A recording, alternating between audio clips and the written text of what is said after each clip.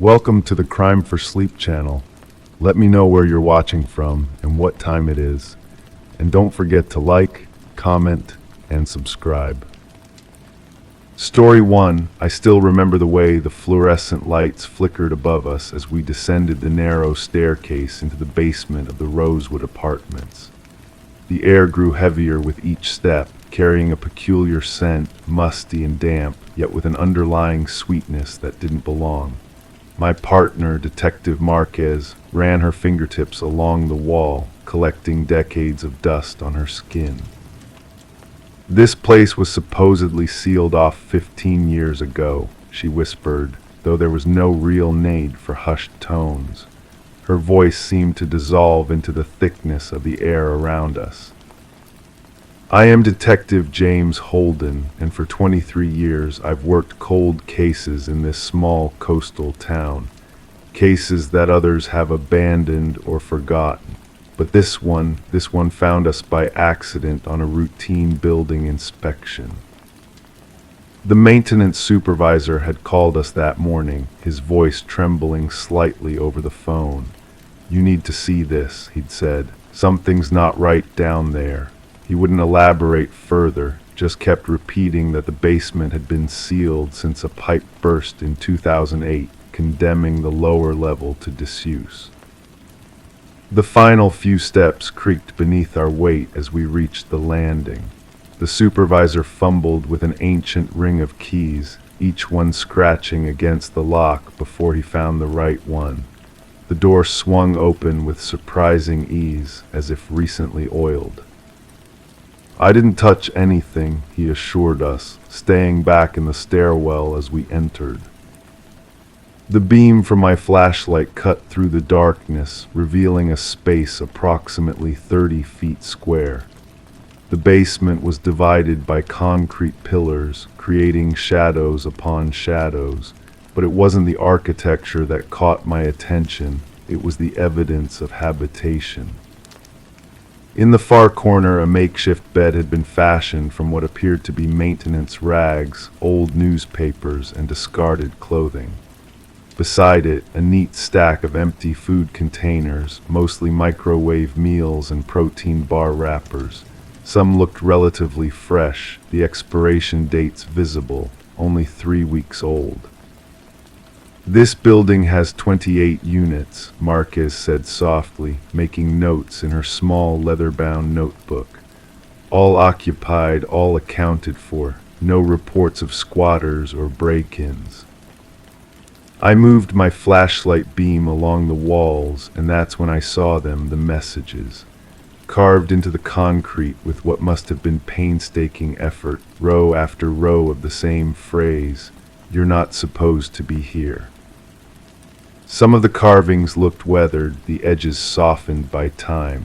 Others appeared fresher, the concrete dust still visible on the floor below them.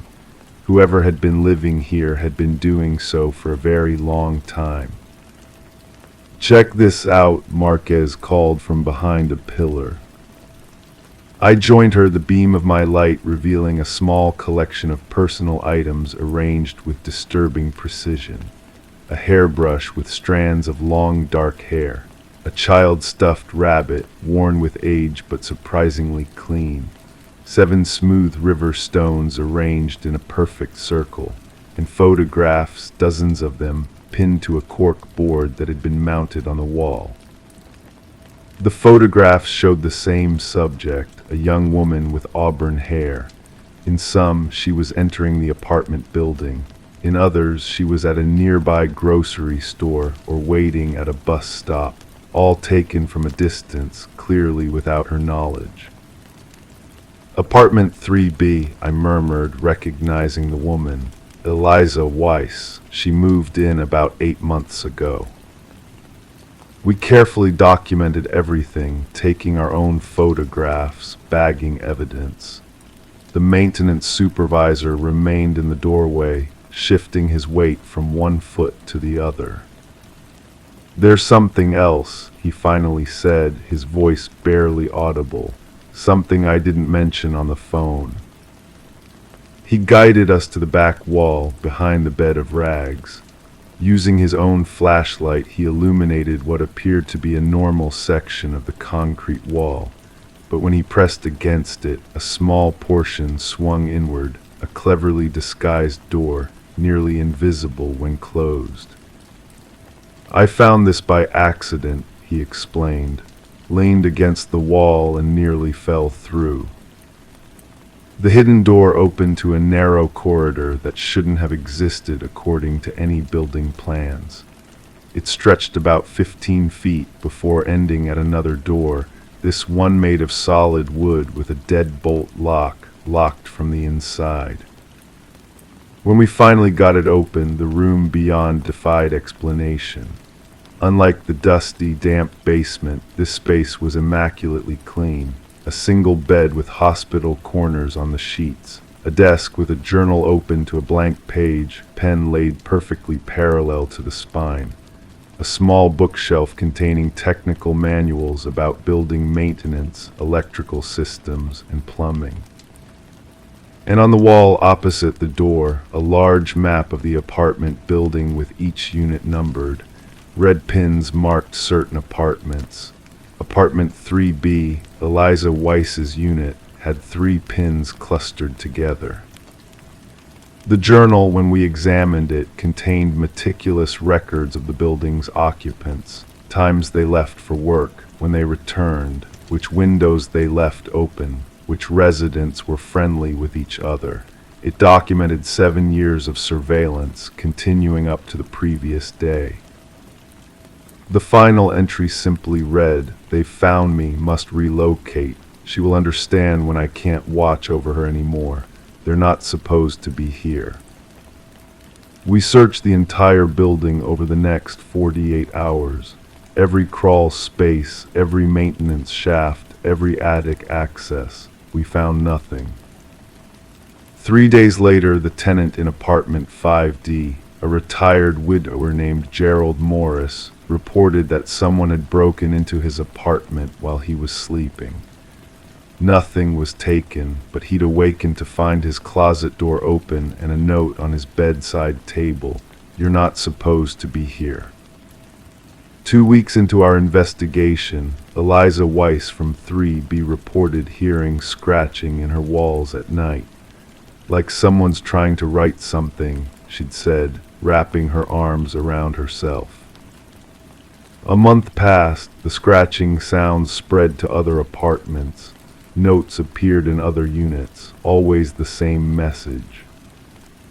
The building's owner finally agreed to install security cameras in all common areas. For 3 days, nothing unusual happened. On the 4th night, all cameras failed simultaneously for exactly 7 minutes. When they came back online, nothing appeared different.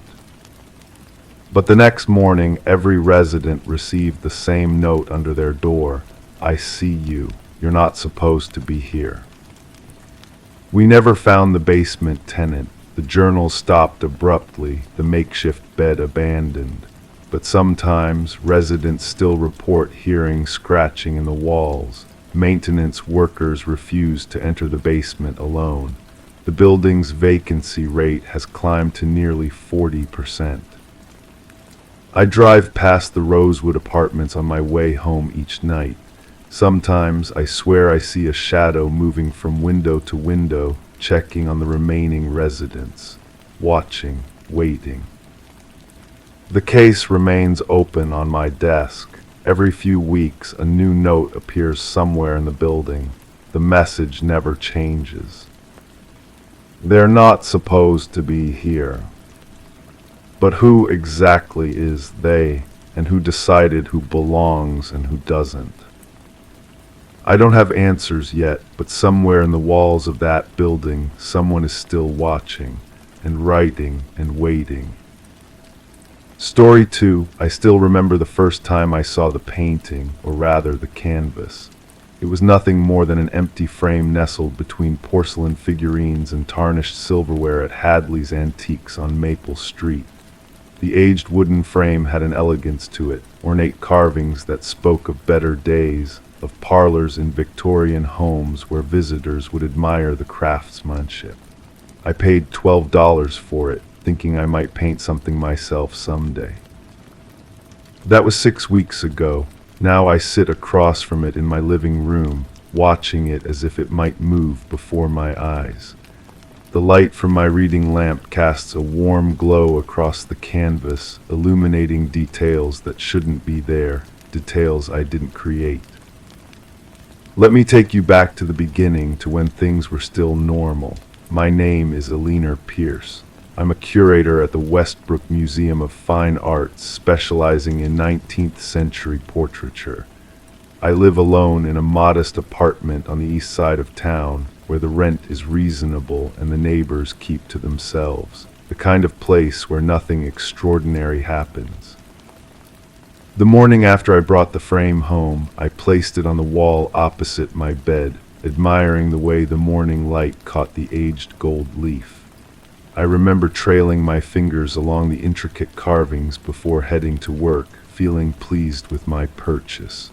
When I returned that evening, exhausted from a day of catalog preparations, I barely glanced at it before falling asleep. It was the next morning when I noticed the first brush stroke, a single line of deep blue curved like a distant horizon. I approached it slowly, coffee mug warm in my hand, the steam rising between me and the canvas. I touched the paint. It was dry, completely dry, as if it had been there for years. Strange, I whispered to the empty apartment. I assumed I must have absent-mindedly added the stroke myself, though I couldn't remember doing so. I made a mental note to be more careful with my new acquisition and went about my day. The following morning there were 3 more strokes, green now, suggesting the outline of trees against that blue horizon. Again, the paint was completely dry. I felt a slight chill despite the warmth of my apartment. I hadn't touched the canvas. I was certain of it. By the end of the week, a landscape had begun to take shape. Rolling hills, a winding path, clouds gathering in a painted sky. But what troubled me most was that the path led to a house. Not just any house, but a perfect replica of my childhood home in Connecticut, a place I hadn't seen in 20 years, a place I had no photographs of in my apartment. I called my sister, Catherine, who lives 2 states away. Kathy, do you remember what our house in Millfield looked like, the one on Orchard Lane? Of course, she replied, her voice tinged with surprise at the question. Why? Could you describe it to me in detail? As she spoke, describing the wraparound porch, the dormer windows, the maple tree in the front yard, I stared at the painting. Every detail matched her description perfectly. The next development was even more unsettling. A figure appeared on the path, small at first, just a suggestion of a person. But each morning it grew more distinct. A woman with auburn hair pulled back, wearing a blue dress. After 3 days, I could see her face clearly. It was my mother, exactly as she looked in the summer of 1997, the year before she disappeared. I didn't tell anyone about the painting. Who would believe me? Instead, I started documenting the changes, taking photos each morning and evening with my phone. The figure of my mother moved closer to the house each day, her expression becoming more distinct, worried, hurried, looking over her shoulder. On the 12th day, another figure appeared at the edge of the canvas, partially hidden among the trees I'd first seen emerge from those initial green strokes. It was too indistinct to identify, but something about its posture suggested it was watching, waiting. I began staying home from work, calling in sick, unable to tear myself away from the canvas and its daily revelations. I moved the painting from my bedroom to the living room, where I could sit across from it, observing it throughout the day. Nothing ever changed while I watched. The new details appeared only when I slept or when I left the room for more than an hour. By the 3rd week, the scene had expanded beyond the house. The right side of the canvas now showed the old barn that had stood on our property, and beside it our neighbor Mr. Tavish's blue pickup truck. I remembered that truck. He used to give us rides into town sometimes, my sister and me perched in the back, wind whipping through our hair. But Mr. Tavish had been questioned extensively when my mother vanished. The police had searched his property, his vehicles. Nothing was ever found, and he moved away the following year. I hadn't thought about him in decades. The figure in the trees was clearer now, tall, broad-shouldered, wearing what appeared to be a flannel shirt. I couldn't see the face yet, but something about the stance made my stomach tighten with apprehension. I began to research the previous owners of the frame. Hadley, the antique shop owner, could only tell me she'd acquired it at an estate sale 3 counties over. The deceased owner was a woman named Margaret Winters, who had no apparent connection to my family or Millfield. On day 25, I woke to find my mother's figure had reached the house. She stood on the porch, one hand on the door handle, looking back toward the trees. The figure there had emerged further from the shadows. I could see now that it was indeed a man in a flannel shirt, his face still obscured, but his posture unmistakably tense, predatory. That night I dreamed of my mother. In the dream, she sat at our kitchen table, writing something on a piece of paper. "Look under the floorboards," she said without looking up. Not where they already searched, under the 3rd board from the north wall in the pantry. I woke up sweating, heart pounding against my ribs like it wanted to escape. The painting had changed again. My mother was now inside the house, visible through the front window at the kitchen table, exactly as she had been in my dream. I called my sister again. "Kathy, do you remember if the police ever searched the pantry when Mom disappeared?" "I don't think so," she said after a pause. "They focused on the basement and the barn. Why are you asking all these questions about the old house?" I couldn't tell her the truth, just some old memories surfacing. "Do you know who lives there now?" "No one. The place has been empty for years. Dad could never sell it after what happened." The next morning the painting showed my mother still at the kitchen table, but now she was writing something. I pressed my face close to the canvas, trying to make out the words, but they were too small, indistinct blurs of paint. "That evening I booked a flight to Connecticut." The old house on Orchard Lane looked smaller than I remembered, weathered by years of neglect. The paint was peeling, the gardens overgrown. I used the spare key my father had always kept, hidden in a false rock near the back steps, still there after all these years. Inside, the house was a time capsule. Sheets covered the furniture, dust layered every surface, but otherwise it remained as we had left it after my mother's disappearance.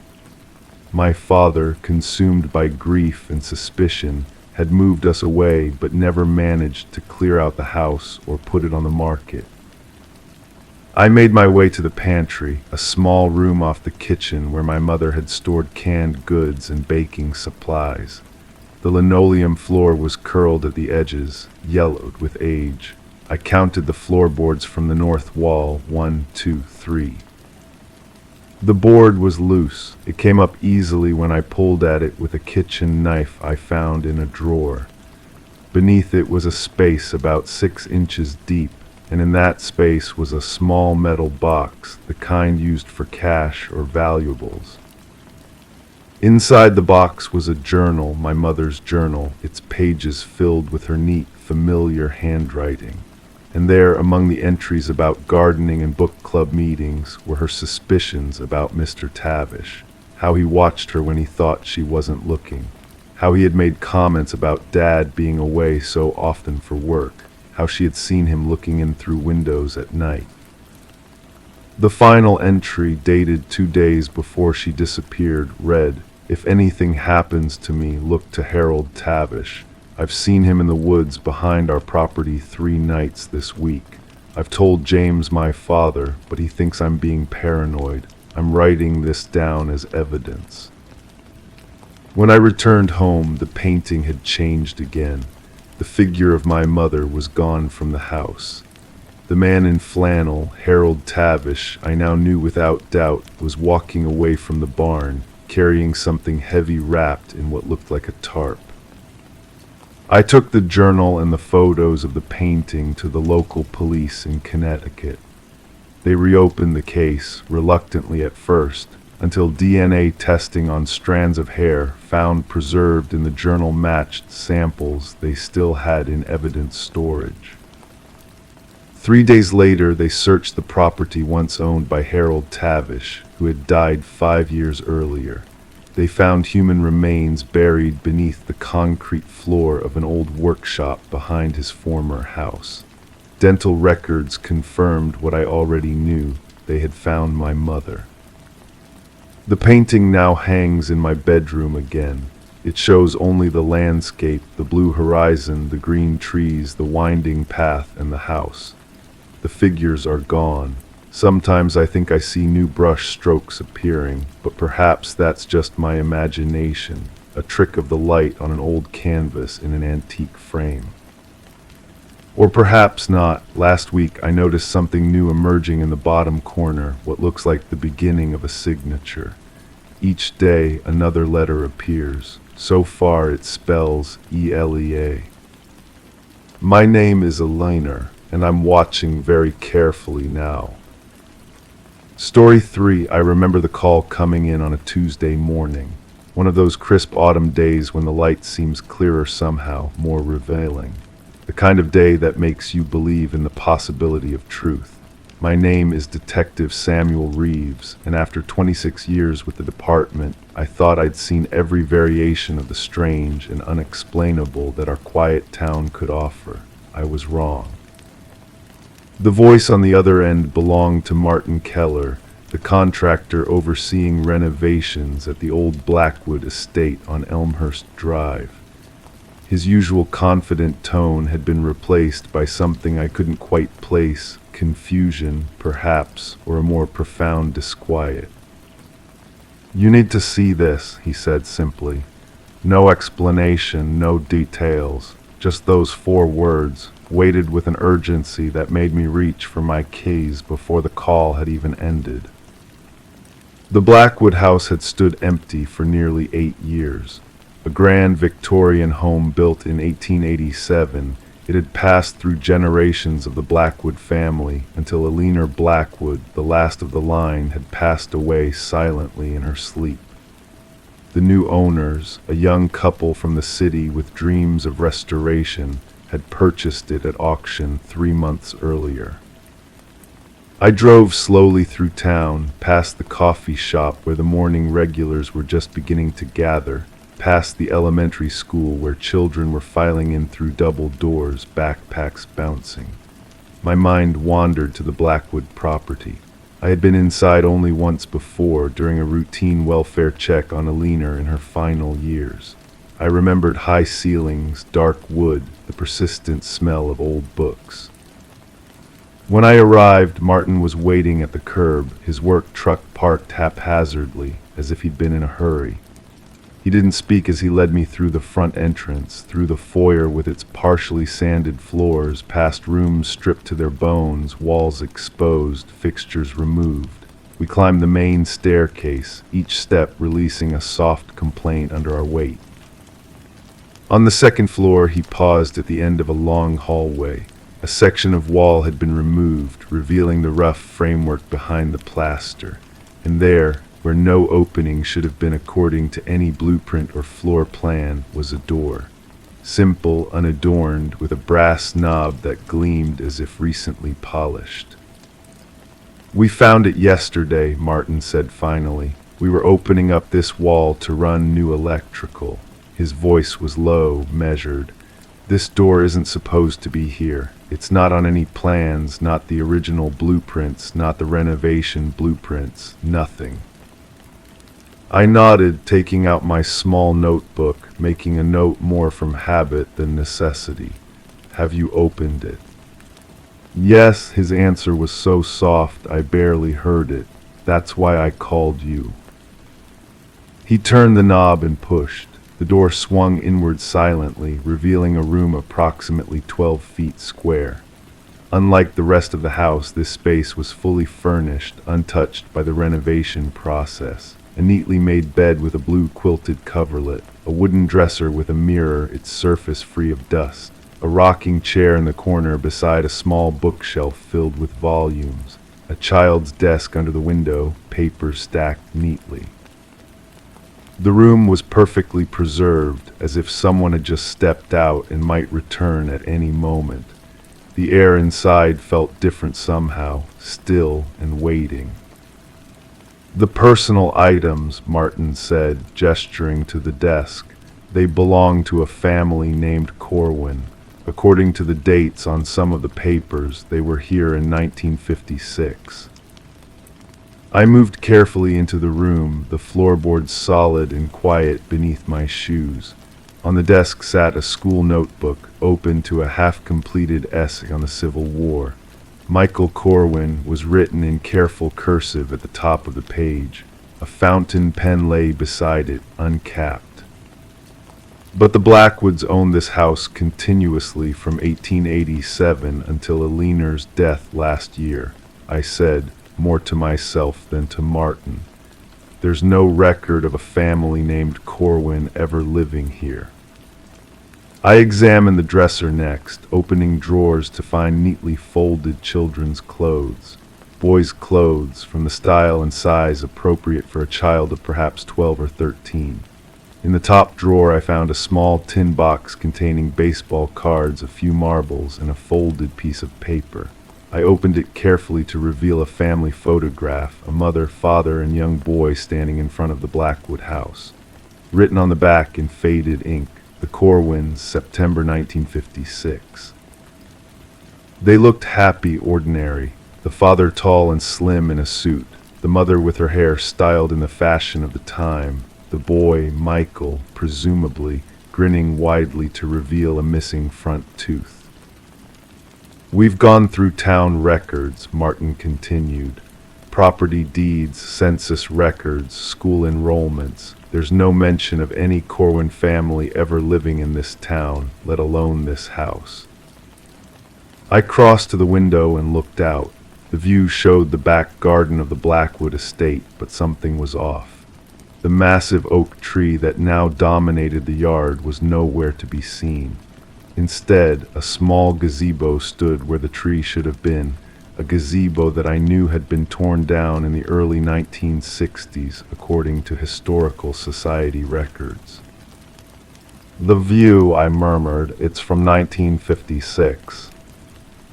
A chill settled between my shoulder blades as I turned back to the room.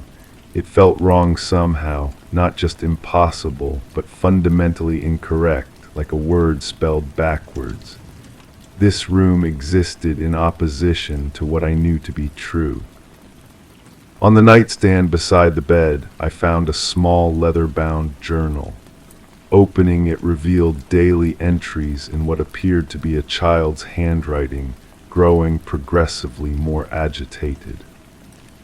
September 16, 1956. Mom and Dad are acting strange. They say they can't hear the sounds coming from the walls, but I know they're lying. September 22, 1956. Dad nailed my window shut. Says it's because of the draft, but I think it's because of the shadows that move outside at night. September 30, 1956. The house feels wrong. Rooms don't go where they're supposed to.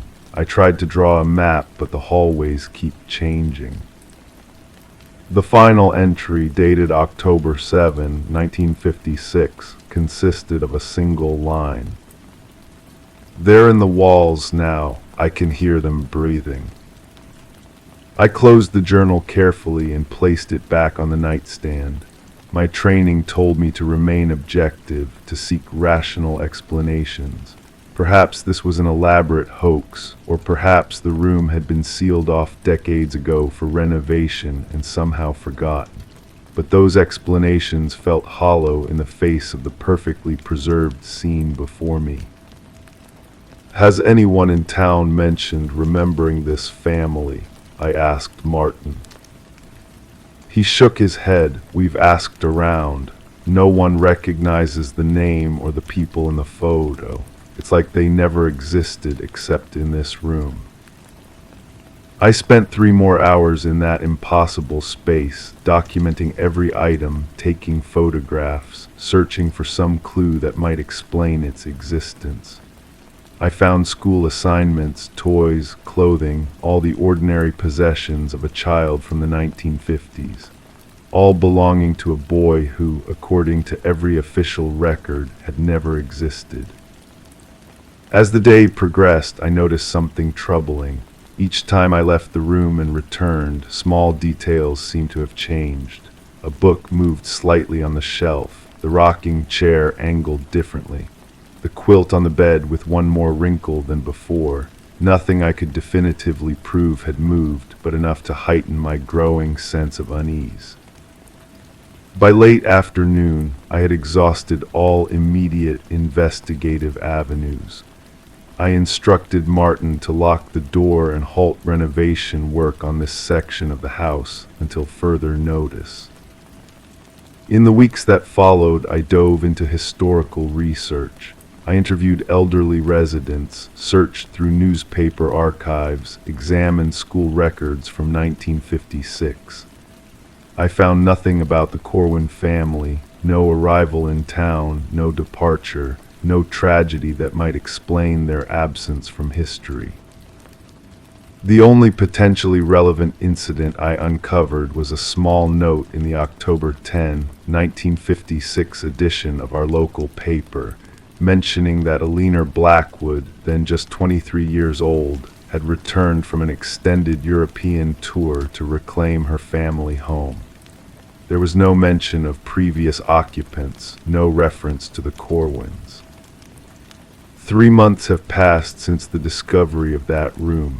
The new owners, unsettled by what was found, sold the property back to the town at a loss. The renovation has been abandoned, the house standing empty once again. Sometimes on quiet nights I drive past the Blackwood estate. I park across the street and simply watch the darkened windows. And sometimes, though I tell myself it must be a trick of moonlight or shadow, I see a small figure at the second-floor window of a room that shouldn't exist, a boy looking out at a world that's forgotten him. I keep the copy of the Corwin family photograph in my desk drawer. I've stared at it countless times, searching their faces for some clue. Recently, I noticed something I'd missed before. In the background, partially obscured by the father's shoulder, stands a fourth figure, a woman in dark clothing. Her face is blurred, but something about her posture, the angle of her head, seems familiar. In the town's historical archives, there's a photograph of Eleanor Blackwood from 1956, taken upon her return from Europe. When I place the two images side by side, I can't be certain, but the resemblance between Eleanor and the blurred figure in the Corwin family photograph is undeniable. What happened in that house in 1956? What became of the Corwin family? And how could a room exist, perfectly preserved for over 60 years, in a space that should have been nothing but hollow wall? These questions remain unanswered. The file remains open on my desk, the mystery unresolved. And sometimes, when I wake in the darkest hours of night, I wonder about that final journal entry, about what might live within the walls of the Blackwood house, breathing, waiting, remembering. I wonder if some doors once found should remain closed. Story 4. I still remember the quality of light that afternoon, the way it filtered through the oak trees that lined Meridian Avenue, casting dappled shadows that seemed to dance across the sidewalk. It was late October, and the air carried that particular crispness that makes you pull your coat just a little tighter around yourself. I had been investigating missing persons cases in Oak Ridge County for nearly 15 years, but something about this one settled into my bones differently. Sarah Winters disappeared on a Tuesday. Not in the dead of night, not during a rainstorm, not after leaving a bar, just an ordinary Tuesday afternoon when she was walking home from her job at the local library.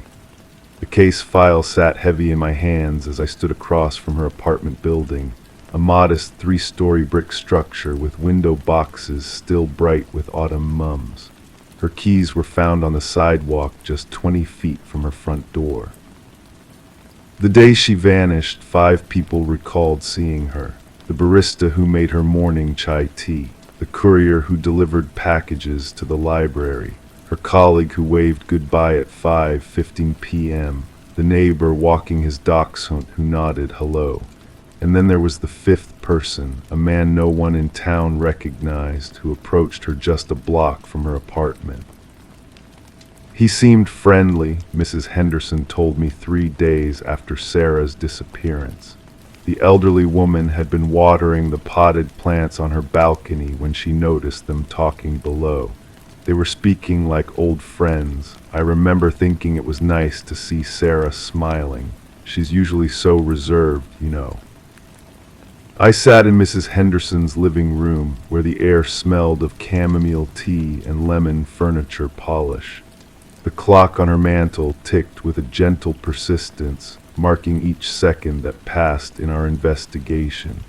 The ballpoint pen in my hand glided across my notepad as I recorded her observations. "Did you hear anything they were saying?" I asked, keeping my voice low and measured. Mrs. Henderson's fingers worried at the fringe of her shawl, just bits and pieces. He mentioned something about a red bicycle with a bell, and Sarah looked startled. She put her hand to her mouth like this. She demonstrated, her weathered fingers pressing against her lips. Then I heard her ask, "How could you possibly know that?" The red bicycle with the silver bell had been Sarah's childhood treasure, according to her mother. A detail mentioned in no social media posts, no published stories, nothing searchable online, a private memory. Over the next few days, a pattern emerged as I interviewed other witnesses who had seen Sarah with the stranger in the weeks before she vanished. Each encounter followed the same trajectory. A seemingly chance meeting, friendly conversation, and then the man would mention something specific and personal that would visibly shake Sarah. Her 3rd grade teacher's name, the pattern of her grandmother's china, the name of her first pet gerbil. "He's been collecting her," Dr. Ellis explained when I consulted her. We sat in her office at the university, where psychology textbooks lined the walls and the soft hum of the air conditioning created a white noise backdrop to our conversation. Not physically, at least not initially. He's been collecting her memories, her reactions, creating an intimacy that isn't earned. I turned the plain white mug of coffee in my hands, feeling its warmth seep into my palms. But how would he know these things about her? These aren't details you'd find with simple research. Dr. Ellis leaned back in her chair, the leather creaking softly. That's what makes this case particularly disturbing. He either has access to information that should be private, or I prompted. Or he's someone who knows her very well, disguising himself as a stranger. The possibility settled like a weight in my chest. I returned to Sarah's apartment that evening, this time with permission to look through her personal effects. The space felt suspended in time, a half-empty coffee mug on the counter, a book splayed open on the couch, a sweater draped over a chair, all waiting for her return. Her desk drawer contained a journal bound in soft blue leather. I hesitated before opening it, feeling the intrusion more deeply than usual. The pages contain the ordinary reflections of a 34-year-old woman, work frustrations, dreams for the future, notes about books she was reading. But on the final page she had written, just 3 days before she disappeared. He approached me again today, same friendly smile, same easy conversation. But this time he mentioned the scar on my knee from when I fell out of the treehouse at grandmother's farm. I never told anyone how I got that scar. I told my parents I fell on the playground. How could he know? When I asked who he was, he just smiled and said, "I'm the one who's been listening." I feel like I'm losing my mind. The word sent a chill through me, despite the warmth of the apartment. I photographed the page and continued my search, finding nothing else of note until I checked her laptop. Her browser history revealed multiple searches for how to block someone from listening to your calls and phone tapping detection. The most recent search from the morning of her disappearance: what to do if someone knows things about you they shouldn't. The tech team confirmed what I had begun to suspect. Sarah's phone had been compromised with sophisticated spyware, not the kind easily available to the public. Someone had been listening to her conversations, possibly for months. They would have heard her catching up with childhood friends, reminiscing with family, even her therapy sessions conducted by phone during the pandemic. I requested camera footage from businesses along Sarah's route home. Most had nothing useful, but the convenience store on the corner captured a partial image of the man walking beside her. Though his face was angled away from the camera, something about his posture seemed familiar. When the facial recognition software finally found a match 3 days later, the revelation dropped like a stone in still water: Martin Wells. He had worked in IT security at the library for 6 months before Sarah disappeared. He had access to the building's Wi-Fi network, the same network Sarah used daily on her phone, and he had left town the day after she vanished. The search of his apartment revealed walls covered with notes, transcripts of Sarah's private conversations, photographs taken without her knowledge, a detailed map of her daily routines. In the bedroom closet, we found a collection of items: a red bicycle bell, tarnished with age, a piece of china with the same pattern as her grandmother's, a small cage suitable for a gerbil. But of Sarah herself, we found no trace. 6 weeks into the investigation, a security camera at a gas station 300 miles north captured an image of Martin Wells. He was driving a blue sedan with a passenger whose face we couldn't see. The timestamp showed 2:17 a.m., the night Sarah disappeared. 3 days ago, we located the vehicle abandoned near a hiking trail that winds deep into the national forest. The forensics team found strands of hair matching Sarah's DNA on the passenger seat. Search teams with dogs have been combing the woods, but the area is vast, and the trail eventually splinters into dozens of unmarked paths. As I write this report, sitting at my desk with the lamp casting a small pool of light in the darkness, I can't help but think about the vulnerability of our private moments. How our memories, those intimate pieces of ourselves that we share in confidence, can be weaponized by someone simply listening from the shadows. The search for Sarah Winters continues, but I am haunted by her last written words: "I'm the one who's been listening." In our world of constant connection, perhaps the most terrifying predators are not those who watch us from afar, but those who draw close enough to hear the stories we tell, collecting the pieces of us, one memory at a time. Story 5. I remember the first time I saw the house on Maple Street. There was nothing particularly remarkable about it, just another Victorian home with peeling paint and a wraparound porch that had seen better days. But something about it made me slow my car as I passed by. Maybe it was the way the curtains in the upper window seemed to shift, though there wasn't any breeze that autumn afternoon. Or perhaps it was the strange collection of porcelain dolls visible through the front window, their painted eyes following passers-by with an eerie attentiveness. That was 3 months before Eliza Morgan disappeared.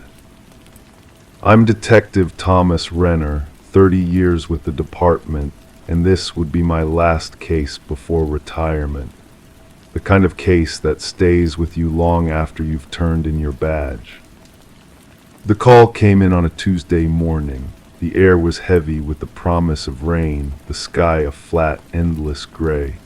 I remember the weight of my coffee mug in my hand, the slight chip on its rim catching against my lip as I listened to the dispatcher's voice.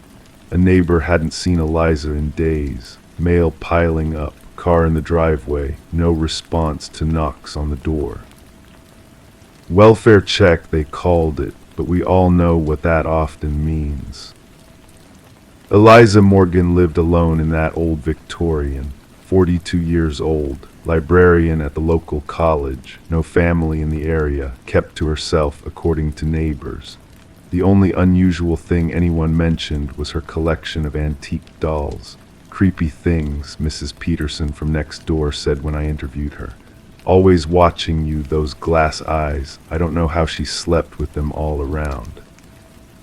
The house was unlocked when we arrived, not forced entry, just unlocked, as if Eliza had stepped out for a moment and expected to return shortly. Her purse was still on the kitchen counter, keys, phone, wallet intact. In the living room, the dolls watched us from every surface. Shelves lined with porcelain faces, glass cabinets filled with delicate figures in lace dresses, some antiques clearly valuable, others newer but made to look old.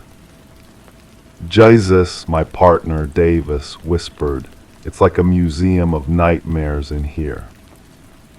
I noted how they were arranged, all facing the center of the room, all facing where someone would sit. The house revealed nothing obvious at first, no signs of struggle, no blood, no disorder beyond the everyday mess of living, dishes in the sink, a half-empty cup of tea on the coffee table, a thin film of mold growing on its surface, the television remote placed precisely on the arm of the sofa. It was in Eliza's bedroom that we found the first real clue. A single doll sat on her perfectly made bed. Unlike the others, this one wasn't part of her collection. It was newer, cheaper, a mass-produced thing with synthetic hair and painted features. A small note was pinned to its dress, "I know what you did." The lab found no fingerprints on the note or the doll. No DNA, nothing to trace. We began the slow process of piecing together Eliza Morgan's life. A quiet woman who moved to town 5 years ago, no close friends, polite but distant with colleagues. Her internet search history revealed an interest in local history, particularly the unsolved disappearance of a young girl named Rebecca Peterson in 1987. Rebecca had vanished while walking home from school, 7 years old, never found. What connected Eliza to this 30-year-old cold case? I spent hours in the archives, pulling old files, reading faded reports. The detective who had led the investigation was long retired, living in Florida now. When I called him, his voice was thin with age, but his memory was sharp. "Peterson case," he said, "that one haunted me. Little girl just vanished, no body, no witnesses, nothing." He paused, and I could hear him breathing. There was a suspect, teenage girl who lived nearby, used to babysit Rebecca sometimes, but we couldn't prove anything. "What was her name?" I asked, though I already knew the answer. Elizabeth Morgan." Eliza Elizabeth. I sat with this knowledge for a long time in my quiet office, the sound of rain against the windows creating a gentle rhythm. Elizabeth Morgan had changed her name slightly, moved away, created a new life, but she had returned to the town where Rebecca disappeared. Why? The doll found on her bed wasn't from her collection. Someone had placed it there. Someone who knew or thought they knew what she had done. We searched birth records, school photographs. Elizabeth Morgan at 15 had the same slight build, the same quiet demeanor as Eliza, but was she capable of what the note implied? 3 weeks into the investigation, Mrs. Peterson called me, the neighbor. Her voice trembled over the phone. "Detective, there's something on Eliza's porch. A doll. It wasn't there yesterday." I drove to Maple Street immediately. The doll sat precisely in the center of the porch swing, its glassy eyes staring at the front door. It was dressed in a blue pinafore with white trim, exactly like the one Rebecca Peterson had been wearing when she disappeared. We set up surveillance cameras that night, motion sensors, a patrol car parked down the street.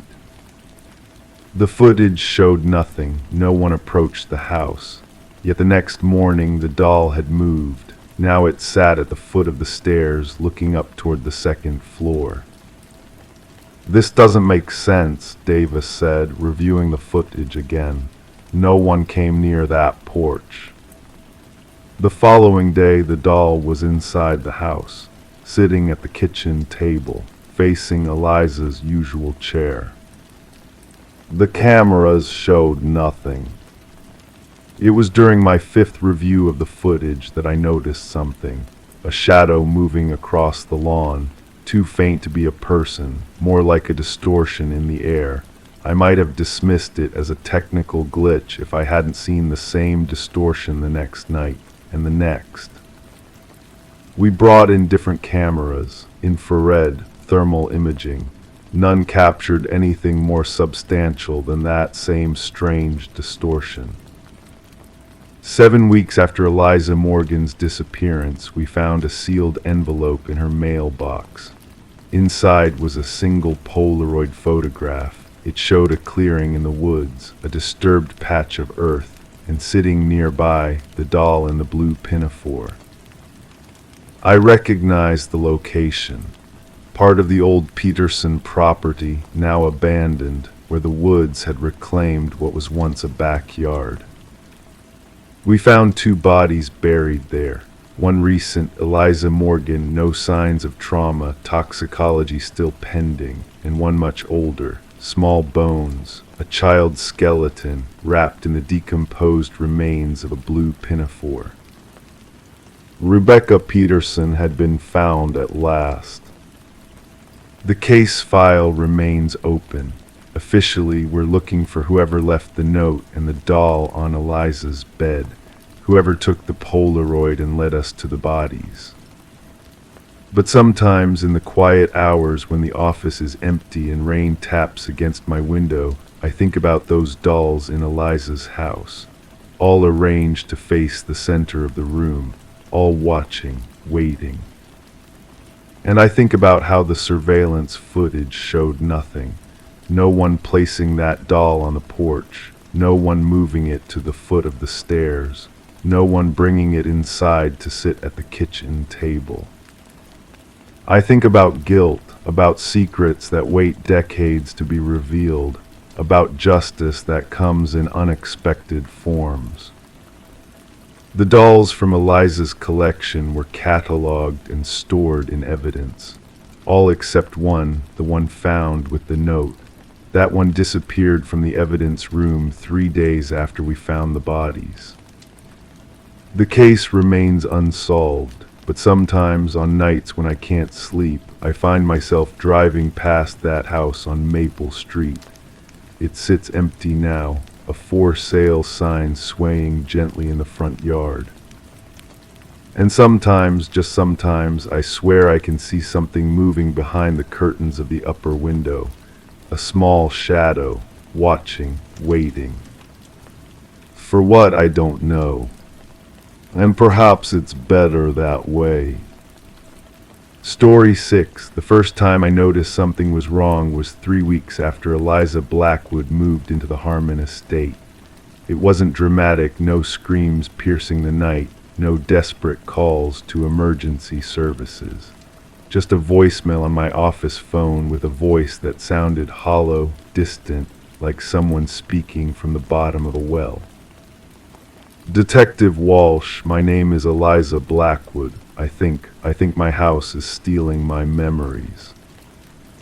I remember playing that message twice, the soft hiss of the recording filling my small office as rain tapped gently against the window. Outside, Portland's perpetual gray had settled in for the season, casting everything in a muted palette that matched the unsettling feeling crawling up my spine. I've been a private investigator for 17 years. I've handled missing persons, insurance fraud, corporate espionage, the standard fare, but never had I received a call quite like this one. Something in her voice, a controlled terror, a lucidity fighting against confusion, made me reach for my worn leather notebook rather than the referral list for the city's mental health services. The Harmon estate sat at the end of Willow Lane, set back from the road behind a wrought iron gate that creaked in protest as I pushed it open. Victorian in design, 3 stories of architectural ambition with gables and dormers punctuating a slate roof gone green with moss. Rain dripped from eaves into puddles that reflected fragments of cloudy sky. Eliza Blackwood greeted me at the door with eyes too alert for someone who'd called about memory loss. She was in her early 40s, dark hair pulled back, wearing a cardigan that seemed too large for her frame, no wedding ring. The hollow of her throat pulsed visibly with each breath. "Thank you for coming," she said, ushering me into a foyer where the air felt several degrees cooler than outside. "I know how it sounds."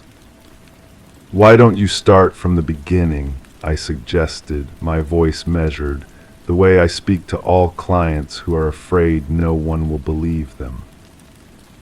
She led me into a sitting room where furniture older than both of us combined sat arranged exactly as it might have been 50 years ago. The house had come furnished. That was one of the first things she told me as she poured tea from a silver service that looked too heavy for her wrists to support. "I bought this place 6 weeks ago. It was a bargain too good to be true, I suppose," she said, a humorless smile touching her lips. "I needed a fresh start after my divorce, somewhere to rebuild." She passed me a cup of tea, the china delicate between my fingers. A grandfather clock in the corner marked time with weighty clicks that seemed to press against my eardrums. At first it was just small things. I couldn't remember where I'd put my keys or whether I'd taken my vitamins. Normal forgetfulness that comes with moving to a new place, she continued, her gaze drifting to the window where rain streaked the glass. But then, larger things began to slip away. She set her tea down untouched, hands trembling slightly. 3 days ago, I couldn't remember my mother's birthday. I've never forgotten it before April 17th. It just wasn't there anymore. And then yesterday, I couldn't recall the name of my childhood dog, a black lab named. She paused, frustration crossing her features. "See, it's gone again." I made notes in my book. The scratch of my pen against paper, the only sound besides the clock and the rain. "Ms. Blackwood, memory lapses can happen for many medical reasons. Have you spoken with a doctor?" "Yes," she answered quickly. "Blood work, cognitive tests, even an MRI, all normal. That's not why I called you." She leaned forward, her voice dropping. "It's what I found in the walls." The temperature in the room seemed to drop further. She stood, motioning for me to follow. We walked down a hallway lined with paintings of stern-faced strangers, previous occupants, I assumed. Our footsteps echoed on hardwood floors that creaked under the weight of our passing. The master bedroom was spacious but felt claustrophobic, heavy drapes partially drawn across windows that looked out onto an overgrown garden. She approached the far wall, where floral wallpaper had been partially stripped away, revealing plaster beneath. "I was planning to redecorate," she explained, fingers hovering over the exposed section. "But when I started removing the paper, I found this." I stepped closer, the floorboards sighing beneath my feet. There, etched into the plaster in a flowing script that did not match Eliza's handwriting in the documents she'd shown me, were words. April 17, 1978, Margaret Blackwood's birthday. She loved lemon cake with white frosting.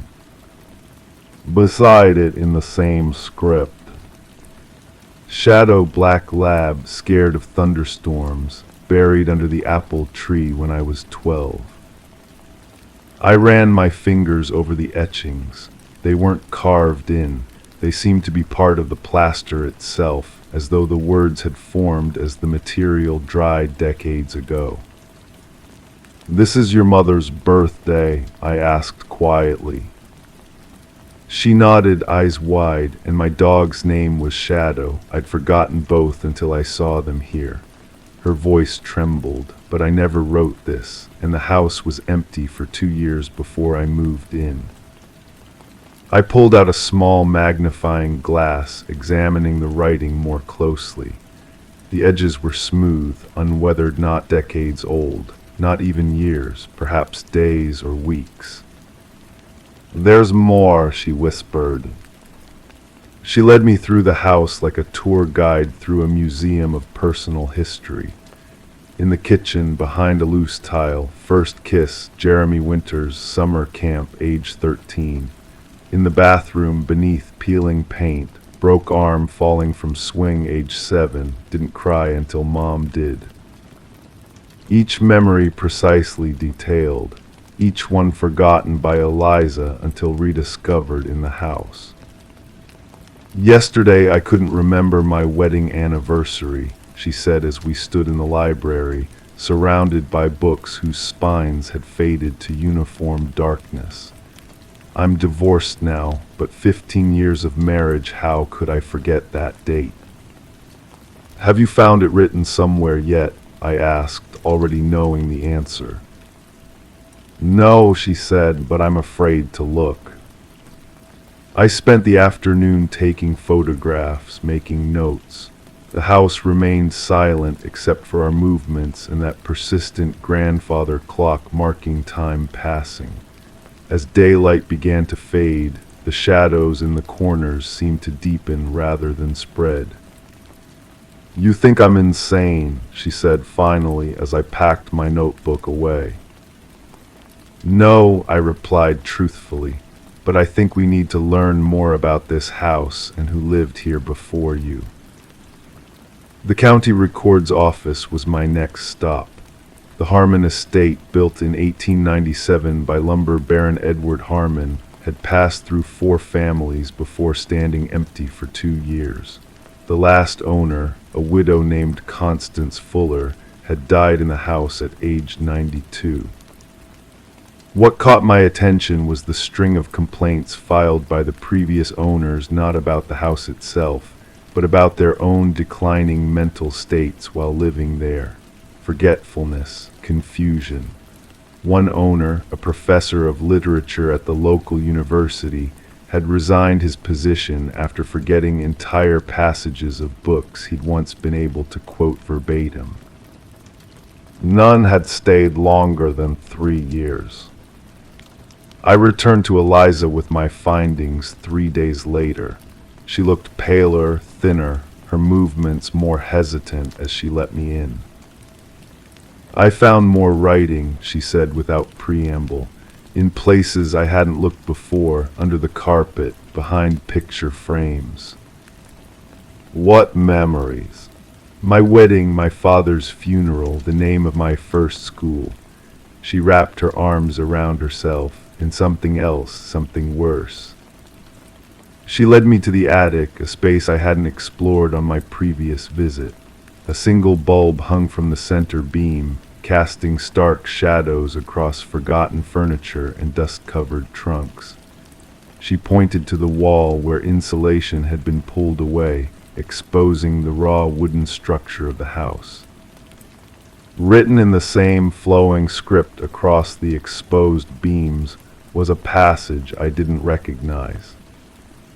The house remembers what we choose to forget.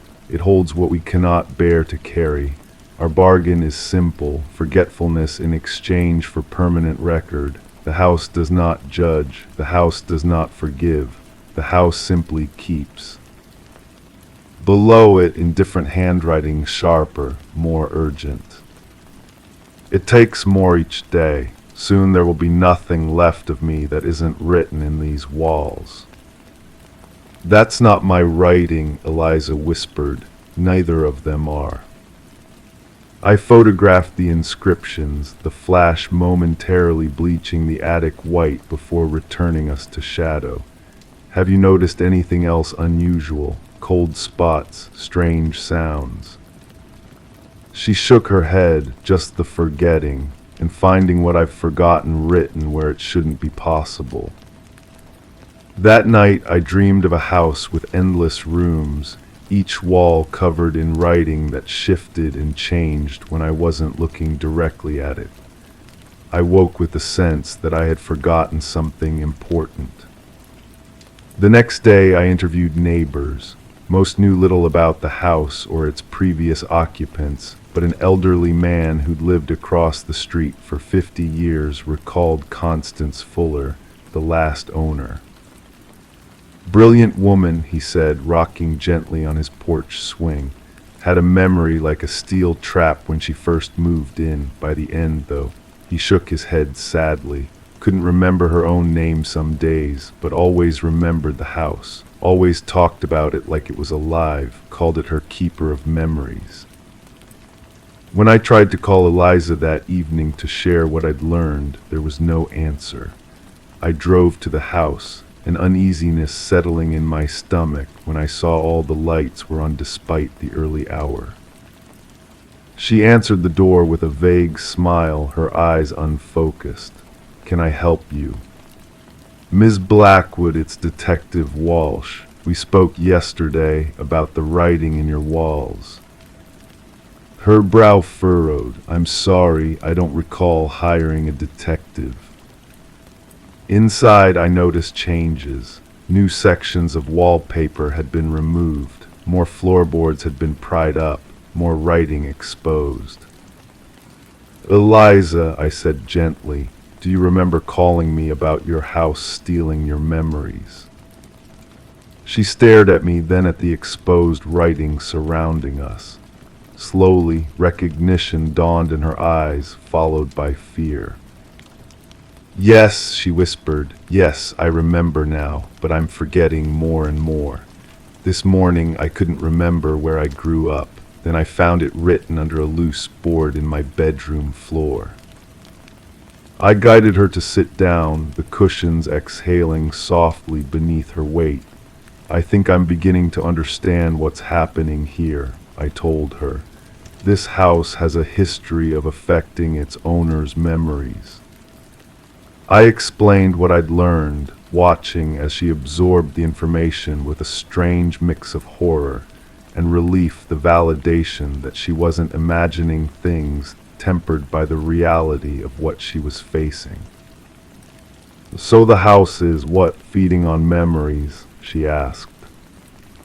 "Not feeding," I corrected, thinking of the writing in the attic.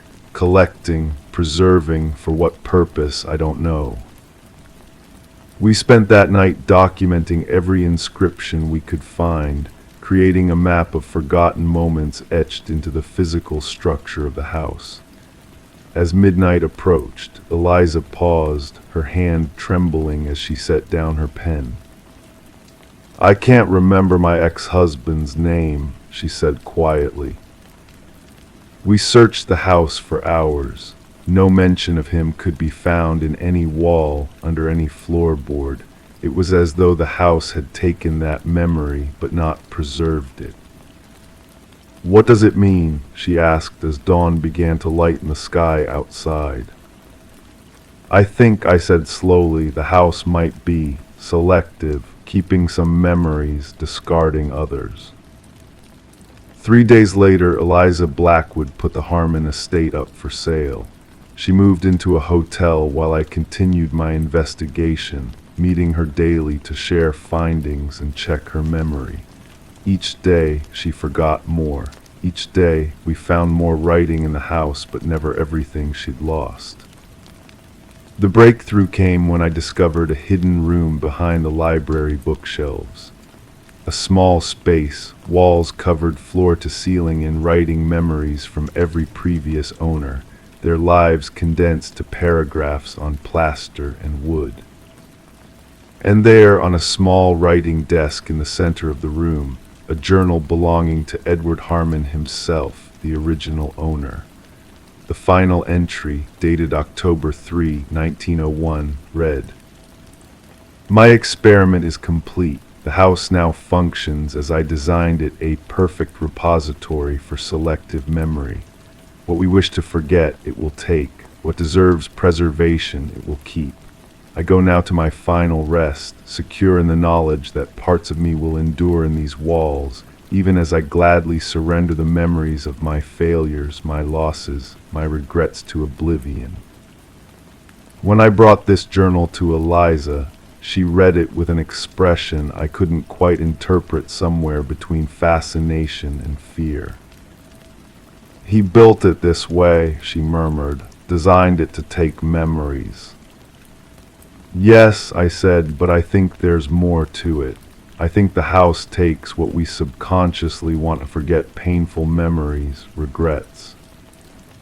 "But my mother's birthday wasn't painful," she objected. "No," I agreed, "but perhaps the memory of her was after her loss. Perhaps remembering her became painful." She was silent for a long moment. "And my ex-husband's name, why wouldn't that be written somewhere? That's certainly a memory I'd want to forget." I had thought about this, maybe because you don't actually want to forget him. Maybe because, painful as that relationship was, it shaped who you are now. 2 days later, the house sold, another bargain price, another person seeking a fresh start. I warned Eliza not to tell the new owners about the house's nature. They wouldn't believe her any more than others would have believed her without evidence.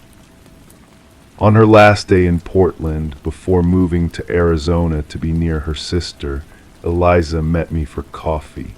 Her eyes were clearer than I'd seen them since our first meeting. "My memories are coming back," she said. "Slowly, but they're returning, all except." "Well, except?" "There are still gaps, things I know happened but can't fully recall." She twisted her cup in her hands. "It's like the house kept pieces of me." "Are you sure you want those pieces back?" I asked quietly. She looked at me sharply, then her expression softened with understanding. "No," she admitted. "Some things are better left in walls where no one will see them but the house." I still drive by the Harmon estate sometimes. The new owners have painted it, landscaped the yard. From the outside it looks renewed, reborn. But I know what lies beneath the fresh paint and new wallpaper. The collective weight of selective forgetting, the deliberate unburdening of human minds onto plaster and wood and stone. A repository of memories too painful to carry, but too important to lose entirely. I wonder sometimes what memories of mine the house would take if I lived there. What parts of my past would I find written in hidden places, forgotten until discovered again? And I wonder, is forgetting always a loss or sometimes a gift? The house knows the difference, even if we don't. Story 7. I still remember the weight of the case file in my hands.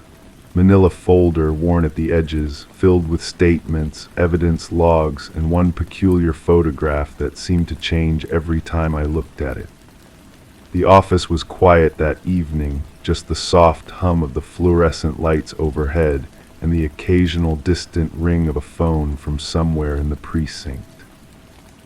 I'd been a detective in this small coastal town for 15 years, but never had I encountered anything quite like the Richardson case. The photograph was of Maple Street, just a mundane suburban road at dusk, empty at first glance, peaceful and still, the kind of scene you drive past without a second thought.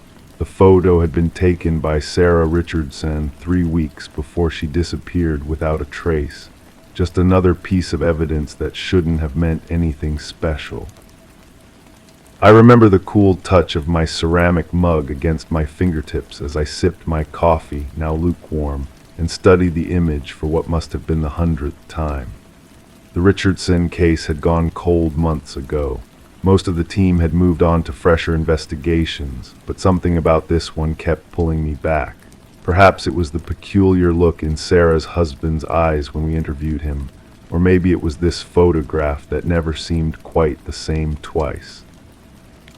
The first time I noticed it was about 2 weeks into the investigation.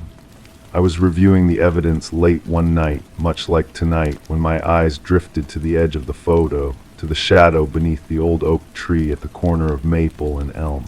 There was a figure there, indistinct but unmistakably human, that I could swear hadn't been there before. I called in our photography expert the next morning, but she insisted the photograph hadn't been tampered with. "Shadows play tricks on tired eyes," she said with a sympathetic smile. I let it go then, but a week later, reviewing the file again, the figure under the oak tree seemed clearer, and there was another now, standing in the doorway of the corner house, still indistinct but definitely there. The soft tick of the wall clock punctuated the silence as I leaned forward, adjusting my reading glasses. Tonight, with the office empty and the rhythm of rain against the windows creating a hypnotic backdrop, the photograph seemed different yet again. The figures, there were 3 of them now, had gained definition. One was tall and broad-shouldered, standing beneath the oak tree. Another was slender, perhaps a woman, lingering by the corner house. And the third was new, standing in the middle of the street, facing the camera directly. I felt a chill creep up my spine, despite the staleness of the heated office air, because this third figure, though still blurry, had something familiar about it. The posture, perhaps, or the way they stood with weight shifted slightly to one side. I reached for my magnifying glass, an old-fashioned tool in an age of digital enhancement, but one I'd always trusted. The soft scrape of the drawer opening was oddly loud in the quiet room. As I held the glass over the photograph, focusing on that central figure, my breath caught. The face was becoming clearer, like a slowly developing Polaroid, and it looked remarkably like Sarah Richardson herself. My chair creaked as I pushed back from the desk, unsettled. I'd been working too many hours, surely, seeing patterns where none existed. I rubbed my eyes, feeling the grit of fatigue, and looked again. The figure was clearer now. It was definitely a woman with Sarah's distinctive copper hair, but the expression, there was something wrong about it. Not fear, not distress, but a strange serenity that seemed out of place for someone who would vanish just weeks after this photo was taken.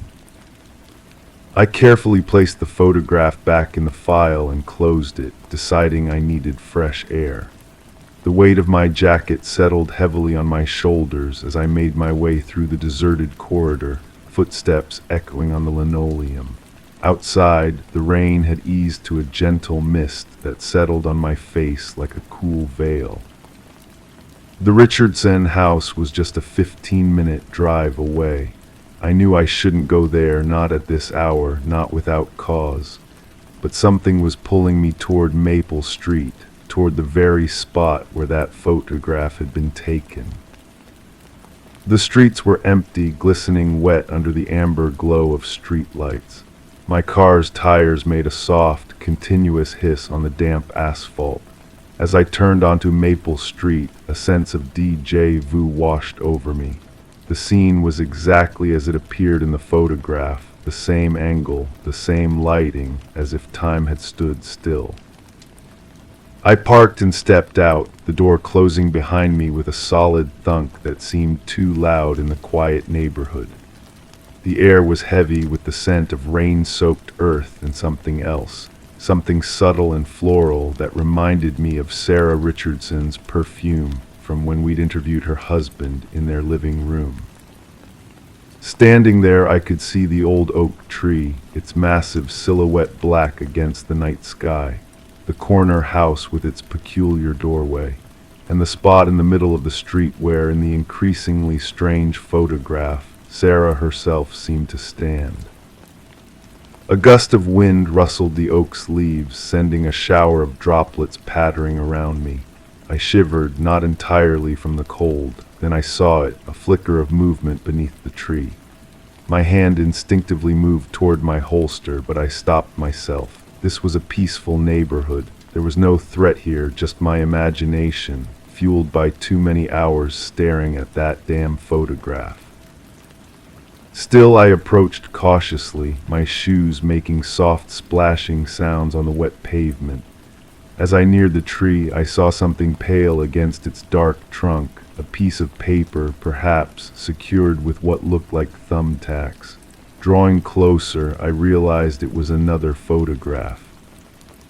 With trembling fingers, I carefully removed the tacks and held the photo under the nearest streetlight. It was Maple Street again, from the same angle as Sarah's photograph, but in this one there were figures, clear, distinct figures. Sarah Richardson in the middle of the street, her husband under the oak tree, and at the corner house, a woman I recognized as Elaine Wheeler, the Richardsons' neighbor who had provided an alibi for Mr. Richardson on the night of Sarah's disappearance. But there was a fourth figure in this photograph, standing exactly where I was standing now. A figure with my face staring directly at the camera. The photograph slipped from my suddenly numb fingers, floating to the wet pavement. I backed away, heart hammering against my ribs, the sound of blood rushing in my ears, drowning out everything else. That's when I felt it, a presence behind me. I turned slowly, already knowing somehow what I would see. There stood Sarah Richardson, as solid and real as the oak tree beside us. Her copper hair was dull in the streetlight, her eyes hollow. She wasn't smiling, but there was that same strange serenity I'd noticed in the photograph back at the precinct. "You finally came," she said, her voice soft yet perfectly audible, like a thought inside my own head. "I've been waiting for someone to really see." "Sarah," I managed to say, my voice a hoarse whisper, "what happened to you?" She glanced toward the corner house where a light had just come on in an upstairs window. "They think they were so careful," she said. "My husband, Elaine, they thought no one would ever know about their affair or how they planned to get rid of me. But I knew, I always knew, and now so do you." She bent down and picked up the fallen photograph, holding it out to me. "Evidence," she said simply. "All the evidence you need is right here. You just had to see it clearly." I reached out, hesitant, half expecting my hand to pass right through hers, but the photograph transferred solidly into my grasp. I looked down at it and gasped. It had changed again. Now it clearly showed Thomas Richardson and Elaine Wheeler in what was unmistakably an intimate embrace beneath the oak tree. And in the background, visible through the corner house window, was a scene of violence, Thomas Richardson with his hands around his wife's throat. When I looked up, Sarah was gone. The street was empty once more, just the soft patter of rain and the distant wail of a siren breaking the silence. I stood there for a long moment, the photograph clutched tightly in my hand, its edges growing damp from the mist. Then, with a newfound determination, I walked back to my car. The Richardson case wasn't cold anymore. It had just been waiting for someone to really look at the evidence, to see what had been there all along. As I started the engine, I glanced in my rearview mirror. For just a moment, I thought I saw Sarah Richardson standing in the middle of the street, watching me drive away. But when I turned to look directly, there was nothing there but empty pavement glistening under the streetlights. Nothing there at all except for the truth that had finally come to light. Story 8. I remember the first time I stepped into the Hartwell house.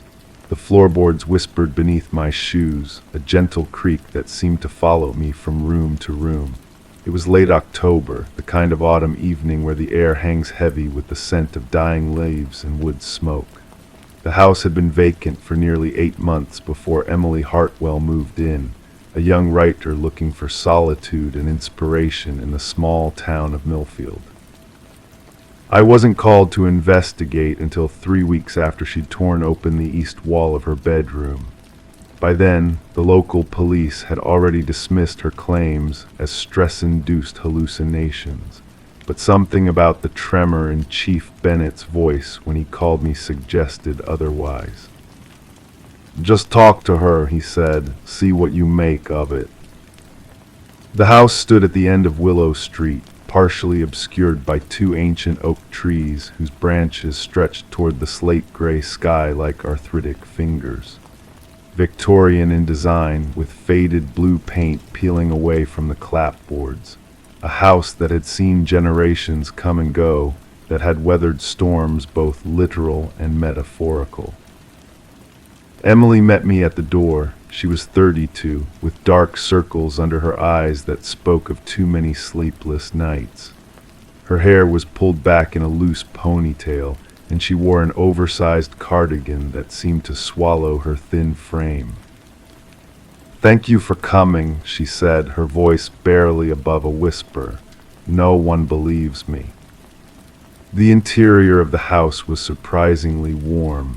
Bookshelves lined the walls of the living room, and a half-empty cup of tea sat on a side table next to a well-worn armchair.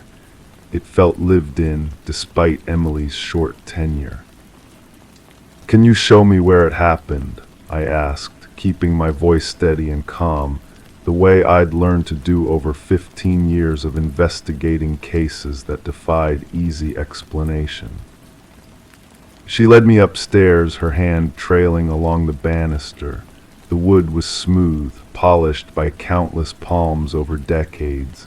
The staircase creaked beneath our weight, each step a deliberate announcement of our ascent. The bedroom was spacious, with a bay window overlooking the backyard, but my attention was immediately drawn to the east wall, or what remained of it.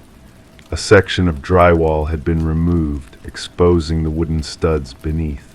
Plaster dust still clung to the floorboards despite Emily's attempts to clean it. "It started with voices," she explained, sitting on the edge of her bed. The mattress barely dipped under her weight. "Just whispers at first. I thought it was the neighbors or maybe the wind, but it always happened at the same time, 3:17 a.m. every night." I nodded, taking notes in my small leather-bound notebook. The pages made a soft sound as I turned them, like someone slowly exhaling. "What did the voices say?" I asked without looking up. Emily's fingers twisted in the fabric of her cardigan. "That's just it. I couldn't make out words, not at first, just murmuring, like a conversation happening just beyond hearing. And then I started to catch phrases, names, dates." She paused, swallowing hard. "My name, events from my life that no one could know, and then things that hadn't happened yet." I looked up then, meeting her eyes. They were hazel, flecked with gold, and utterly serious. "That's when I decided to open the wall," she continued. I thought maybe there was an old heating duct carrying sounds from another apartment, but this is a single-family home. "What did you find?" I asked, though I already knew the answer from Chief Bennett's briefing. Emily stood and walked to a small desk in the corner of the room. She picked up a manila folder and handed it to me. These were inside the wall, folded and tucked between the studs. I opened the folder carefully.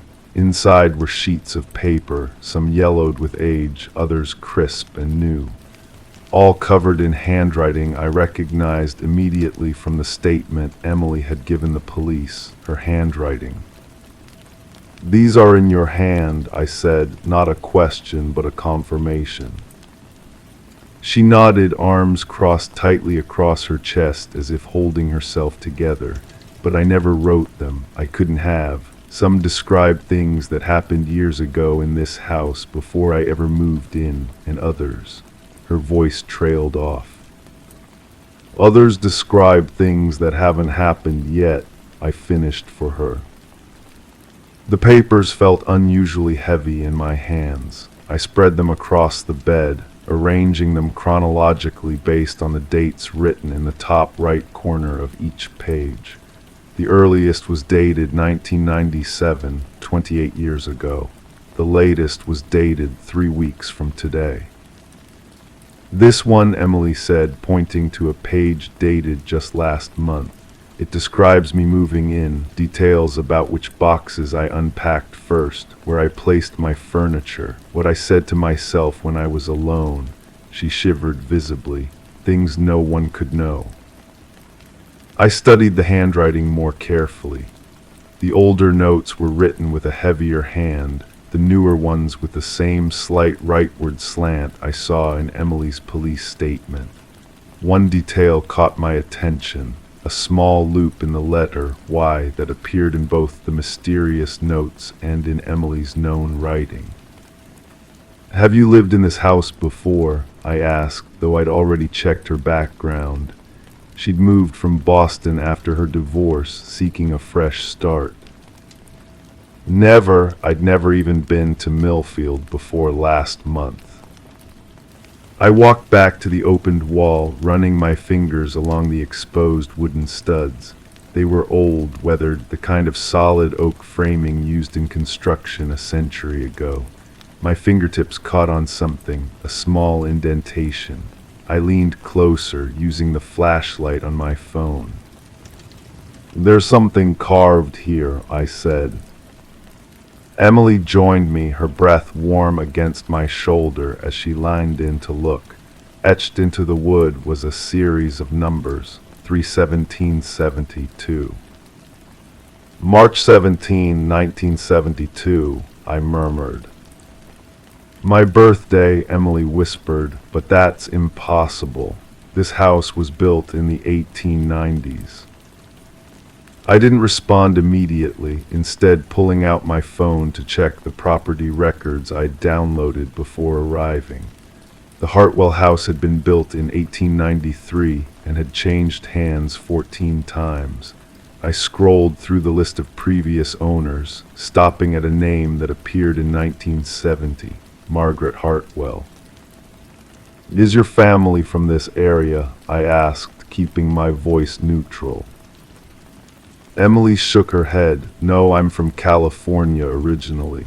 "Why?" "Did you know a Margaret Hartwell?" Her face remained blank, uncomprehending. "No, is that significant?" I turned my attention back to the notes spread across the bed. One, dated 2002, described a young girl finding a hidden compartment in her closet. I looked at Emily. "Did you ever find anything in your closet as a child?"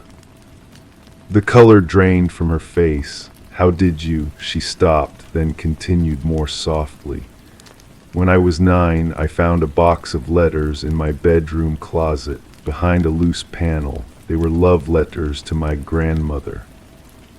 I nodded slowly, pieces beginning to align in my mind like a constellation taking shape. Emily, did you ever try automatic writing or use a Ouija board, anything like that? She shook her head again, more vigorously this time. Never, I don't believe in that stuff. I gathered the papers carefully, returning them to the folder. I think we need to look at the property records more carefully, and I'd like to talk to some of the previous owners if possible. 3 days later, I was sitting across from Martha Jennings, who had owned the house from 1982 to 1998. Her apartment in the Millfield retirement community was meticulously kept, with photographs of children and grandchildren lining the walls. "Oh, that old place," she said, her hands curved around a mug of tea. "Beautiful bones, but strange energy. My late husband never liked it much." "Did you ever experience anything unusual there?" I asked. "Voices, perhaps?" Martha's eyes, magnified by her thick glasses, studied me carefully. "Not voices, no, but sometimes I'd find things moved, or I'd wake up with the strangest feeling that someone had been watching me sleep." "Did you ever find any notes, writing that wasn't yours?" She set her mug down with a soft clink against the saucer. "How did you know about that?" My pulse quickened slightly. "What did you find, Mrs. Jennings?" "Notes about my children, their habits, their schedules. I thought someone was stalking us, but the police found nothing." She leaned forward. "The strangest part was that they looked like my handwriting, but I hadn't written them." I showed her one of the notes Emily had found, dated 1992. It described a graduation party for Martha's oldest son. Her hand trembled as she touched the paper. "That's my handwriting," she whispered, "but I never wrote this down. It's accurate, though, every detail." The following week was spent interviewing other former residents, diving into historical records, and consulting with a structural engineer. Piece by piece, a pattern emerged, one that defied conventional explanation. The east wall of the master bedroom had been rebuilt several times over the decades. Each time, the previous layer of drywall had been built over rather than removed, creating a space between the layers, a space where things could be hidden. But it wasn't until I found the diary of Margaret Hartwell, preserved in the Town Historical Society's archives, that the true nature of the house began to reveal itself. Margaret had been a troubled woman, according to local legend.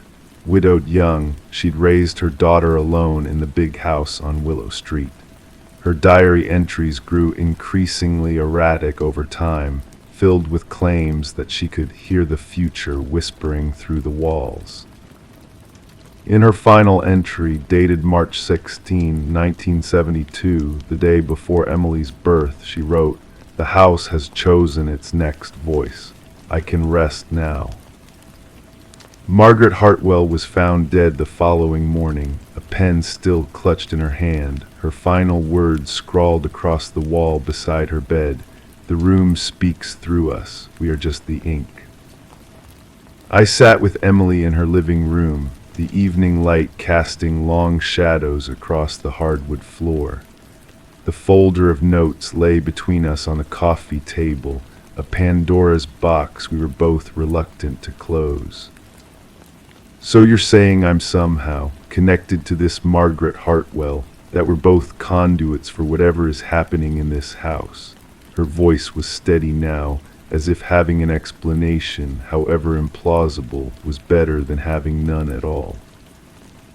"I'm saying there's a pattern here that spans generations," I replied carefully. "And yes, there seems to be some connection between you and Margaret. You were born the day she died. Your handwriting is remarkably similar to hers, and now you're both tied to this house, to that room." "But I've never even heard of her before this," Emily protested. "How could I be writing about things that happened to other people in this house? things that haven't even happened yet. I had no answer that would satisfy either of us. In my years of investigation, I'd learned that sometimes the truth resists categorization. Sometimes it lingers in the spaces between what we know and what we fear. "What's going to happen now?" Emily asked, her fingers lightly touching the folder. "That depends on you," I said. "You could sell the house, move away. Many of the previous owners did eventually." "And if I stay?" I thought about the note dated 3 weeks from now, the one neither of us had discussed yet.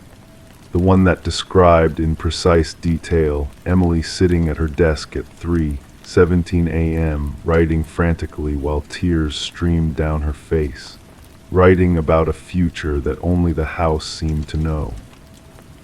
"If you stay," I said softly, "I think you'll find yourself becoming part of whatever force is at work here, for better or worse." Emily was silent for a long moment, her gaze drifting to the staircase that led up to the bedroom, to the wall that had given up its secrets, but perhaps not all of them. "You know," she finally said, "I came here looking for inspiration, for a story worth telling." A small, sad smile touched her lips. "I guess I found one." I've checked in on Emily several times since then. She's still in the house, still writing. She shows me her work sometimes, stories that feel like memories, memories that feel like premonitions. The line between what she creates and what creates her grows thinner each time I visit. And sometimes, when I'm sitting with her in that living room as dusk settles over Millfield, I swear I can hear a faint whisper coming from upstairs. A voice that might be Emily's, or Margaret's, or someone yet to come. Perhaps some houses aren't just buildings. Perhaps some are archives of lives yet to be lived, stories waiting to be told. And perhaps some rooms don't just contain us, they speak through us, using our hands to write the past and future in equal measure. I've been an investigator for 20 years now. This is the only case I've never officially closed. Some mysteries aren't meant to be solved, only witnessed. And some voices never stop speaking, long after the walls that contain them have crumbled to dust. Story 9. I remember the first time I walked into the Radcliffe mansion, the way the floorboards creaked beneath my feet like a whispering confession. The air hung heavy with the scent of old books and furniture polish and something else, something I couldn't quite place. The real estate agent had called our precinct that morning, her voice trembling slightly over the phone. She'd been preparing the property for sale when she discovered something unusual. Something that couldn't be explained away by faulty wiring or settling foundations. It was supposed to have 10 rooms, she had told me.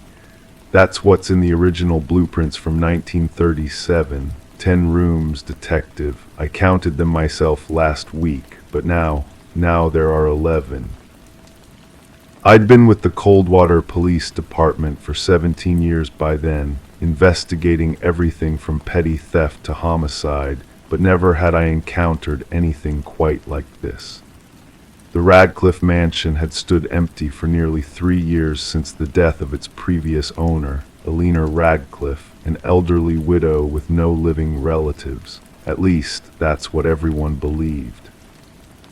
As I moved through the entrance hall, my notebook in one hand and a small recorder in the other, I could feel the weight of silence pressing down.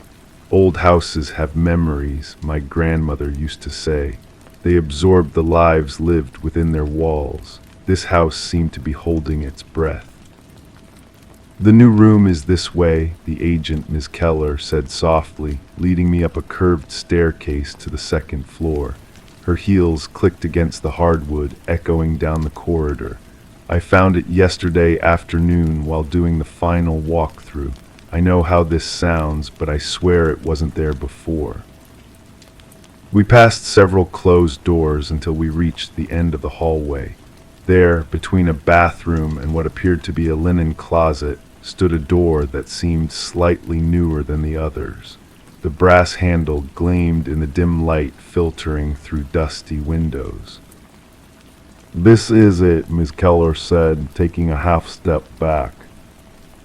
I turned the handle slowly, feeling a slight resistance before it gave way. The door swung open with a low creak. The room beyond was small, perhaps 10 by 12 feet, with a single window overlooking the back garden. Unlike the rest of the house, which had been cleared of personal belongings, this room was fully furnished. A neatly made bed with a blue quilt, a dresser with framed photographs, a bookshelf filled with paperbacks, everything covered in a fine layer of dust, undisturbed for what seemed like months, perhaps years. "I don't understand," Ms. Keller whispered behind me. "This wasn't here. The wall was solid. I would have noticed a whole room." I approached the dresser, studying the photographs without touching them. They showed a young woman with long dark hair, smiling at the camera in various locations, a beach, a garden party, standing in front of this very house. In each image, she wore the same delicate silver necklace with a small pendant. "Do you know who she is?" I asked. Ms. Keller shook her head. "I assumed it was a leaner when she was younger, but the dates don't add up. These photos look recent, within the last decade. A leaner would have been in her 80s. I carefully opened the top drawer of the dresser. Inside were neatly folded women's clothes, modern styles, along with a small jewelry box. The box contained the silver necklace from the photographs. On the pendant was engraved a single name, Charlotte. "There's no Charlotte Radcliffe in any of the property records," Ms. Keller said, her voice barely audible. "I checked everything thoroughly before listing the house." Over the next few days, I delved into the mystery of Charlotte and the room that seemingly appeared overnight. The county records showed no Charlotte Radcliffe related to a liner or the mansion. No missing persons report matched her description. It was as if she had never existed outside of that room. Then on the fourth day of my investigation, Ms. Keller called again. Her voice was higher pitched than normal, tight with an emotion I couldn't quite identify. "Detective," she said, "there's another one." When I arrived at the mansion, Ms. Keller was waiting on the front porch, her arms wrapped around herself despite the warm spring day.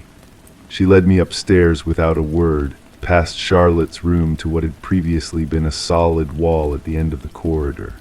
Now there was a door, ornate, with carved wooden panels that matched the house's original architecture. "I found it this morning," she said. "I came to collect some paperwork I'd left in the study, and when I came upstairs, it was just there." The room beyond this new door was larger than Charlotte's, with heavy velvet curtains and antique furniture. A vanity table sat near the window, its surface arranged with vintage perfume bottles and a silver-backed hairbrush. The bed was unmade, as if someone had just risen from it. On the nightstand lay an open book, a pair of reading glasses placed carefully on top. But what caught my attention was the wall above the bed. Photos, dozens of them arranged in a collage. The same young woman from Charlotte's room, but in these she was older, perhaps in her late 30s. In some photos she stood next to a leaner Radcliffe. In others she was alone, looking directly at the camera with an expression I couldn't quite decipher. And there was something else, a framed certificate on the wall. I stepped closer to read it. It was a diploma from the local university, dated 15 years ago, awarded to Charlotte Radcliffe. "I don't understand," Ms. Keller repeated, her voice breaking slightly. "How is this possible?" I had no answer for her, but as I examined the room more closely, I noticed a leather-bound journal on the desk. Opening it, I found entries dating back 20 years, all written in the same flowing handwriting. I flipped to the final entry, dated just 1 month before Alina Radcliffe's death. Mother still refuses to acknowledge me publicly, it read. She says it would cause too much scandal even now. I am to remain the family secret, hidden away in this house, in these rooms that have been my prison for 40 years.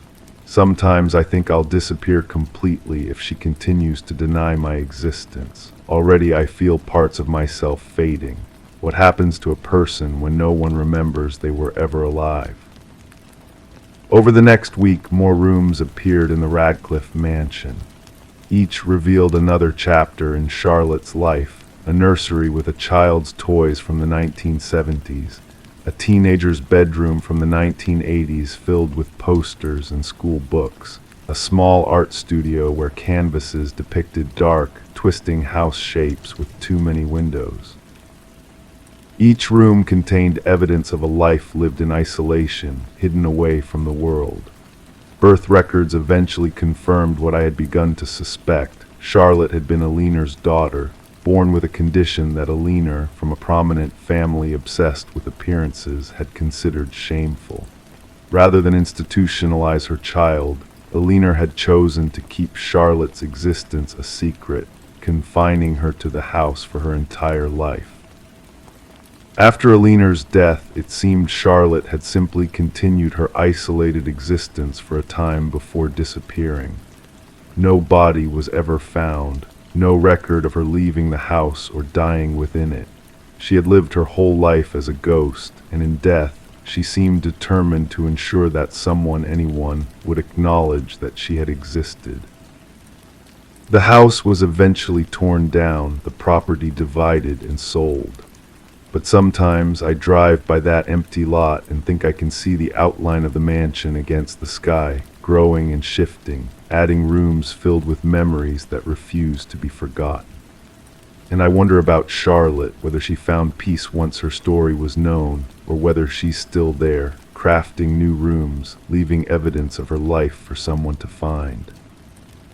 Because that's the thing about secrets, they find ways to reveal themselves, even beyond death, even from within the walls of a house that was never supposed to have more than 10 rooms. Story 10. In the quiet of the night, a pocket dial disturbed the stillness, a mere echo of static and muffled sounds.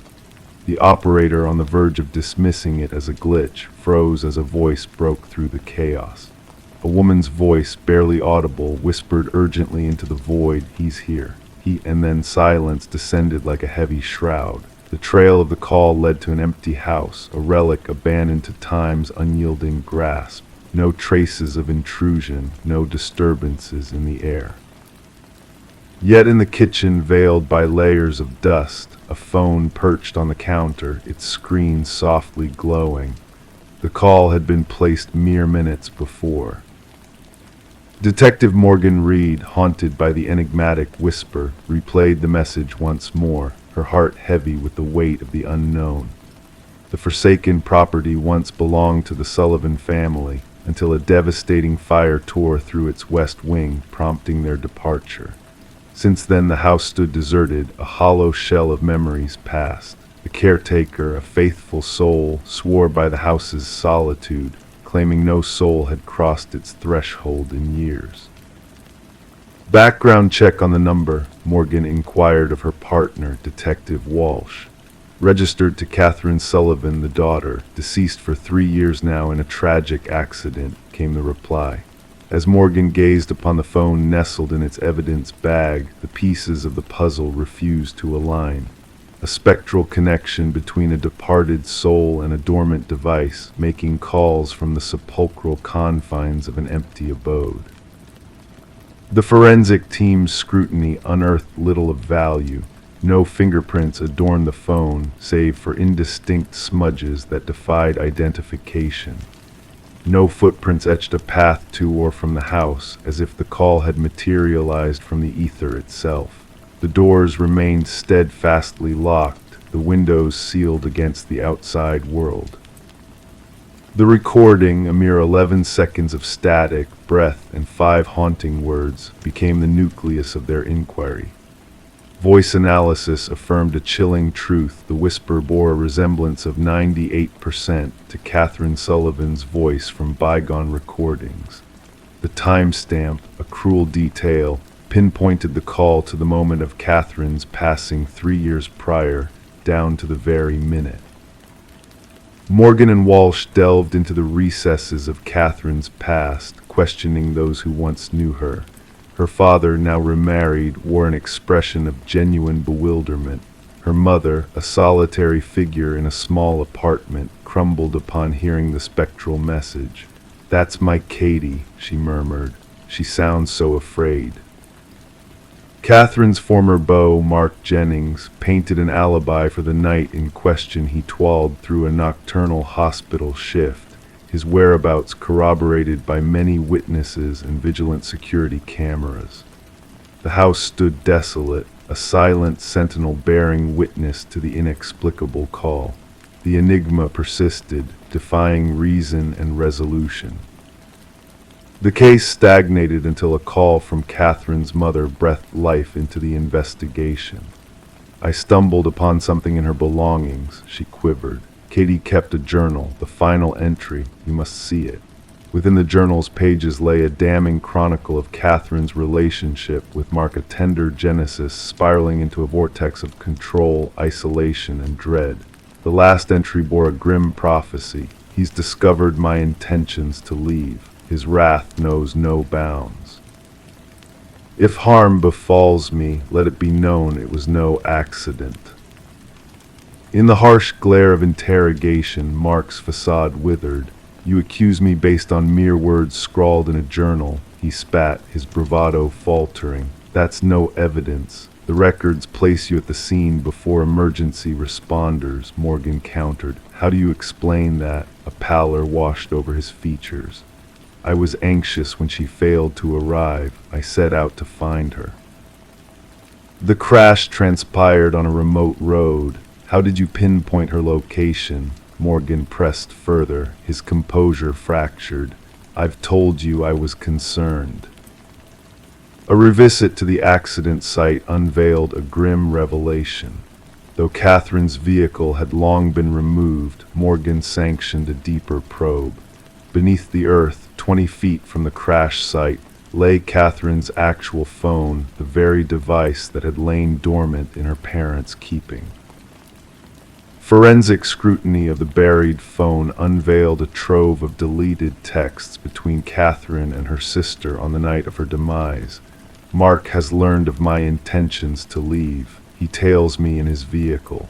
And later, he's driving me off the road, an unwilling puppet in his twisted game." Upon a fresh review of Catherine's autopsy photographs, the medical examiner discerned anomalies. The injuries bore the imprint of more than a mere vehicular calamity. Defensive wounds marred her hands, contusions hinting at a darker truth of asphyxiation. As the net of justice drew taut around Mark, he vanished into the ether. His dwelling offered a chilling tableau, a shrine to Catherine, a mosaic of stolen mementos and macabre memorabilia. Amidst his possessions lay evidence of audio manipulation software and a blueprint detailing the fabrication of the spectral call macabre, charade to confound investigators and torment Catherine's bereaved kin. The scope of the investigation widened, revealing a pattern of sinister designs in Mark's past. 2 more tragedies, shrouded in the guise of accidents, emerged. 2 young women, their lives entwined with Mark's, now cast under the shadow of suspicion. 6 days into the manhunt, Mark's vehicle materialized outside the Sullivan residence. Within its walls he sat in quiet repose, his gaze fixed upon a phone identical to Catherine's. Upon his arrest he offered no resistance, only a chilling confession. "She refused to be silenced," he murmured to Morgan. "Even in death she persisted in accusing me. I needed the world to hear her voice, to believe she lingered in the shadows. A ghost holds no sway in a court of law." The jury's deliberation was swift, a mere 3 hours culminating in a verdict of guilt for first-degree murder. As the sentence echoed through the courtroom, Catherine's mother clutched the journal to her chest, a testament to her daughter's unyielding spirit. Justice, in its purest form, had been served not through spectral whispers, but through the resolute voice that Catherine left behind. The phone from the forsaken house now rests in the evidence vault, a silent sentinel of a tale long told. Whispers abound among the officers, tales of phantom rings piercing the stillness, though the phone's battery had long been removed. Catherine's legacy endures not as a spectral legend, but as a testament to the enduring power of victims to find a voice, even in the hush of eternity. Story 11, the aged library faced its final moments, destined to be razed to the ground. The workers, nearing the end of their task, stumbled upon an unexpected find, a hidden latch nestled within a dusty bookshelf. With a gentle push, the entire structure swung open, revealing a narrow passageway leading to a secret chamber. The air inside was heavy, untouched by human hands for decades, devoid of furniture save for a solitary chair bolted to the floor. And etched repeatedly on the wall, a haunting message echoed, "I am still here." The construction foreman swiftly contacted the authorities, setting in motion a chain of events that would unravel a mystery buried in the shadows. Detective Morgan Walsh, seasoned by 20 years in law enforcement, stood at the threshold, his flashlight piercing the darkness, casting an eerie glow on the cryptic words that adorned the walls. Secure the area, Walsh's command resonated through the confined space. No one disturbs a thing until forensics arrive. The library's history whispered of intrigue.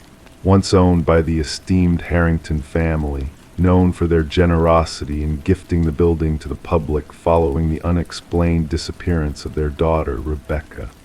Vanishing during her final year of college, leaving behind only an abandoned car near the woods.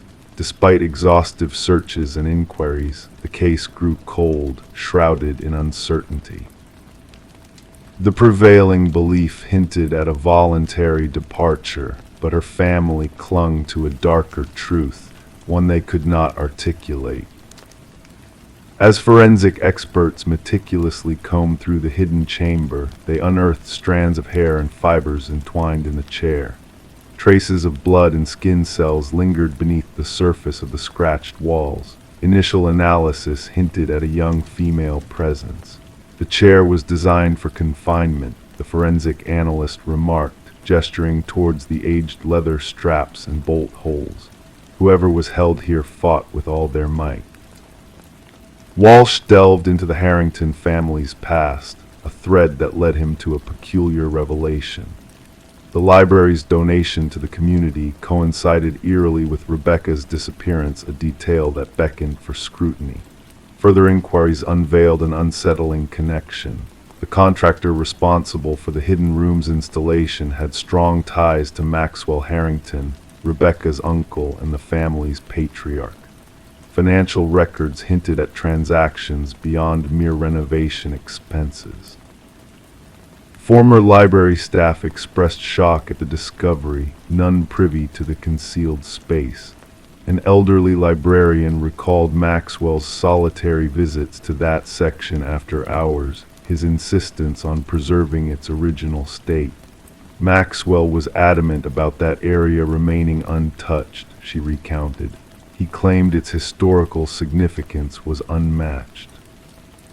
The investigation deepened with the confirmation that the DNA from the hidden room matched Rebecca's samples. The narrative grew clearer and more chilling. Rebecca had not fled. She had been held captive, potentially by a member of her own kin. Armed with a warrant, detectives scoured the Harrington estate, unearthing a hidden journal within Maxwell's study. Its pages chronicled a disturbing fixation on his niece, culminating in a harrowing entry. She threatened to expose everything. "I cannot allow that. The room will keep her until she learns." Maxwell, now residing in a coastal retreat, crumbled under interrogation. She jeopardized everything, his admission devoid of remorse. Rebecca stumbled upon evidence of my embezzlement from the family foundation. The family's name was paramount. I couldn't let her tarnish it. The truth unfurled in all its horror. Maxwell had ensnared Rebecca, entombing her within the hidden chamber. His plan to silence her until compliance had twisted into a fatal confrontation.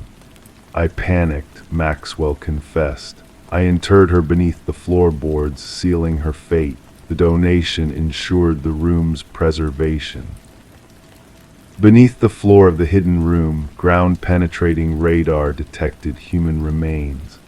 Excavation revealed Rebecca's skeletal form, adorned with a silver bracelet gifted by her parents. The Harringtons stood witness to Maxwell's sentencing, a somber tableau of justice served. Clutching her daughter's bracelet, Rebecca's mother found solace in the closure of a long-dormant wound. The library's demolition halted, a sanctuary for remembrance and introspection. Floral tributes adorned its entrance, a poignant homage to a life cut short. Rebecca's final plea, etched in desperation, "I am still here," echoed beyond the walls, ensuring her legacy endured, and justice, though belated, found its way into the light. Story 12. In the dimly lit attic, concealed beneath a worn blanket, they chanced upon it. A porcelain doll, its delicate features weathered by time, with eyes of painted blue staring wide and unwavering. Sarah and Michael, a young couple who had recently acquired the Victorian house at auction, dismissed it as just another forgotten relic of the past. Little did they know, that night would mark the beginning of a haunting mystery that would entwine their fates with the house's troubled history. As they retired to bed, a subtle unease settled in the air, casting a weighty stillness over the room. Morning light revealed a chilling sight, the doll now perched at the foot of their bed, a silent sentinel in the shadows. Detective Rachel Winters, a keen investigator, was summoned to the scene on a crisp autumn morning where a macabre tableau awaited her. In the master bedroom, the female victim lay in a twisted pose, eyes wide with a frozen scream of terror. Nearby, the male victim seemed to have met his end in a desperate attempt to flee. The precision of their arrangement spoke of a sinister intention, a deliberate staging that sent shivers down the detective's spine. Each clue uncovered led to more questions than answers.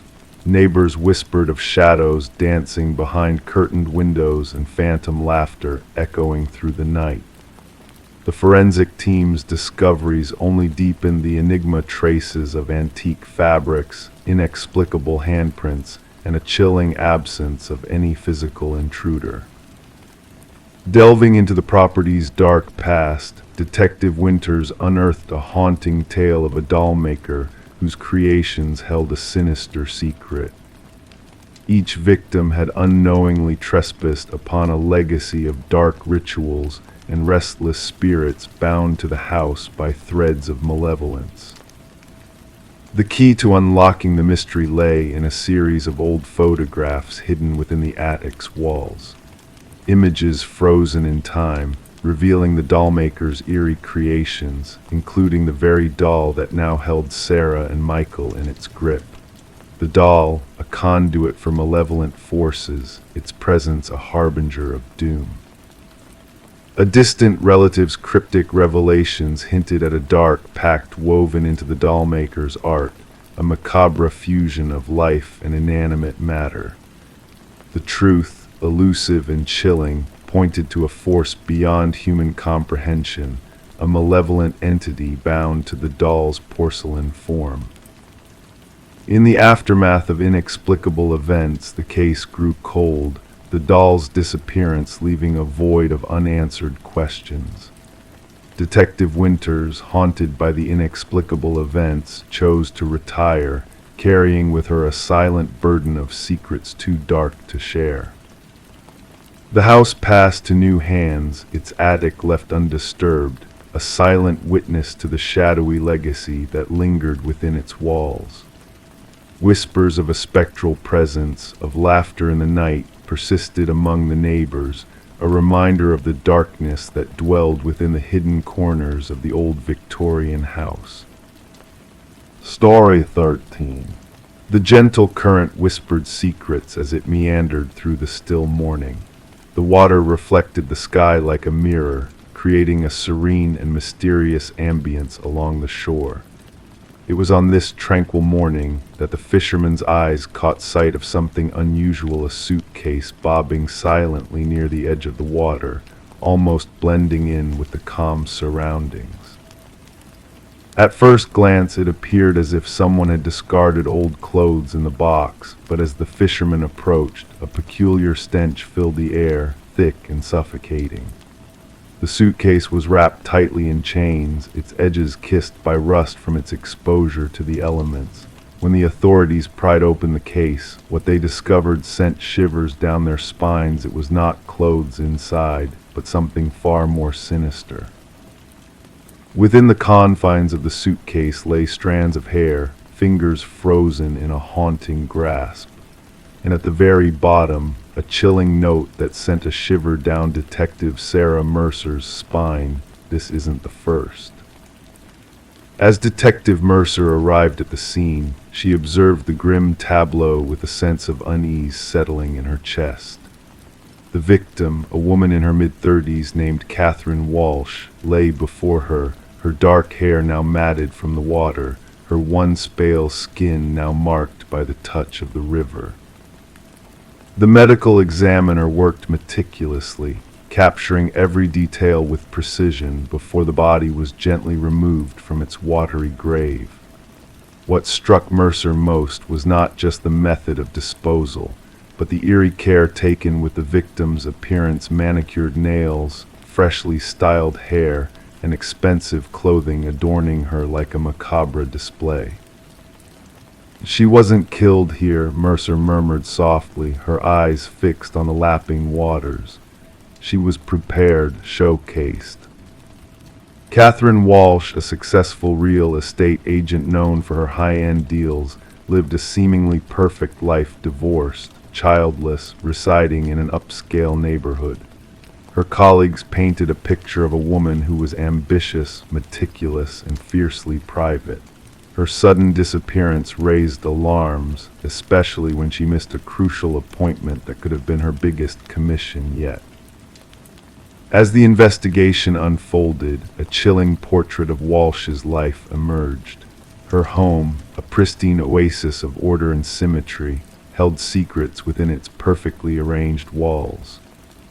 But it was in her home office that a crack in the facade appeared, a slightly ajar drawer, revealing a leather-bound journal that hinted at a darker reality lurking beneath the surface.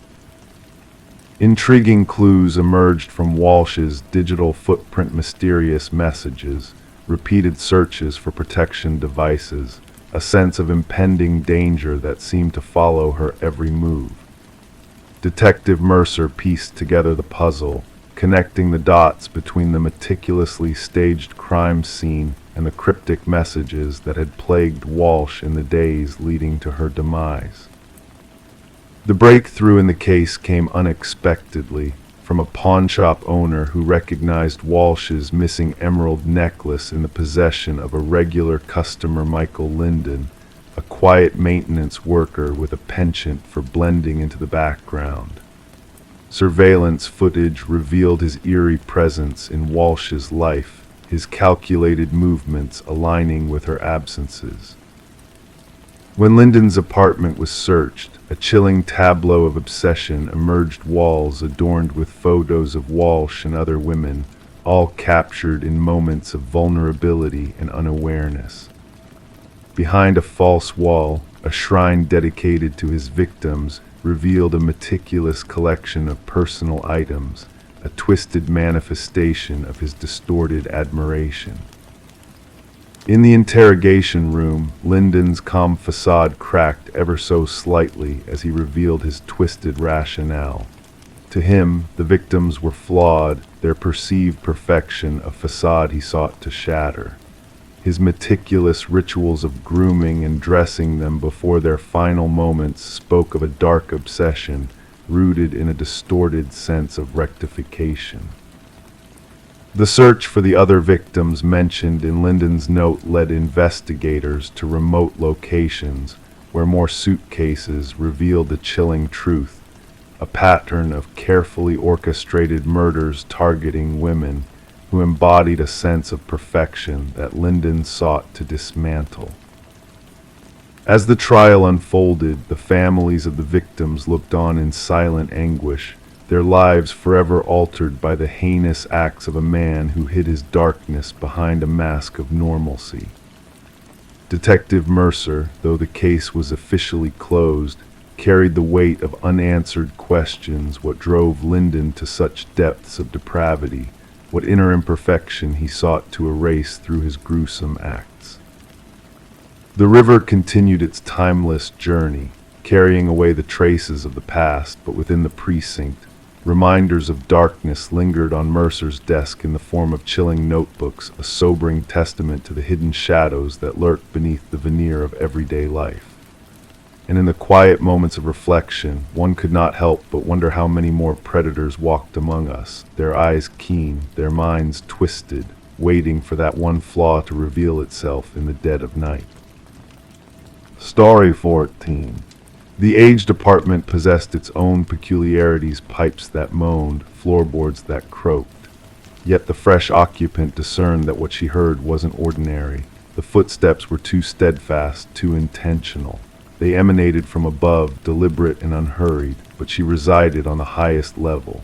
One evening she summoned the courage to tap on the ceiling with a broomstick. The sound ceased, the silence lingered.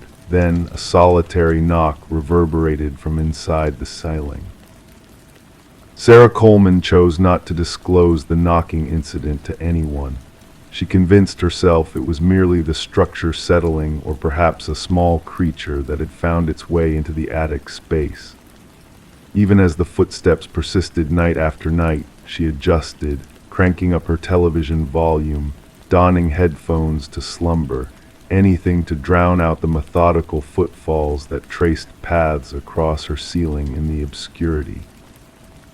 Detective Morris was first apprised of the apartment when a maintenance worker stumbled upon a concealed crawlspace during routine repairs.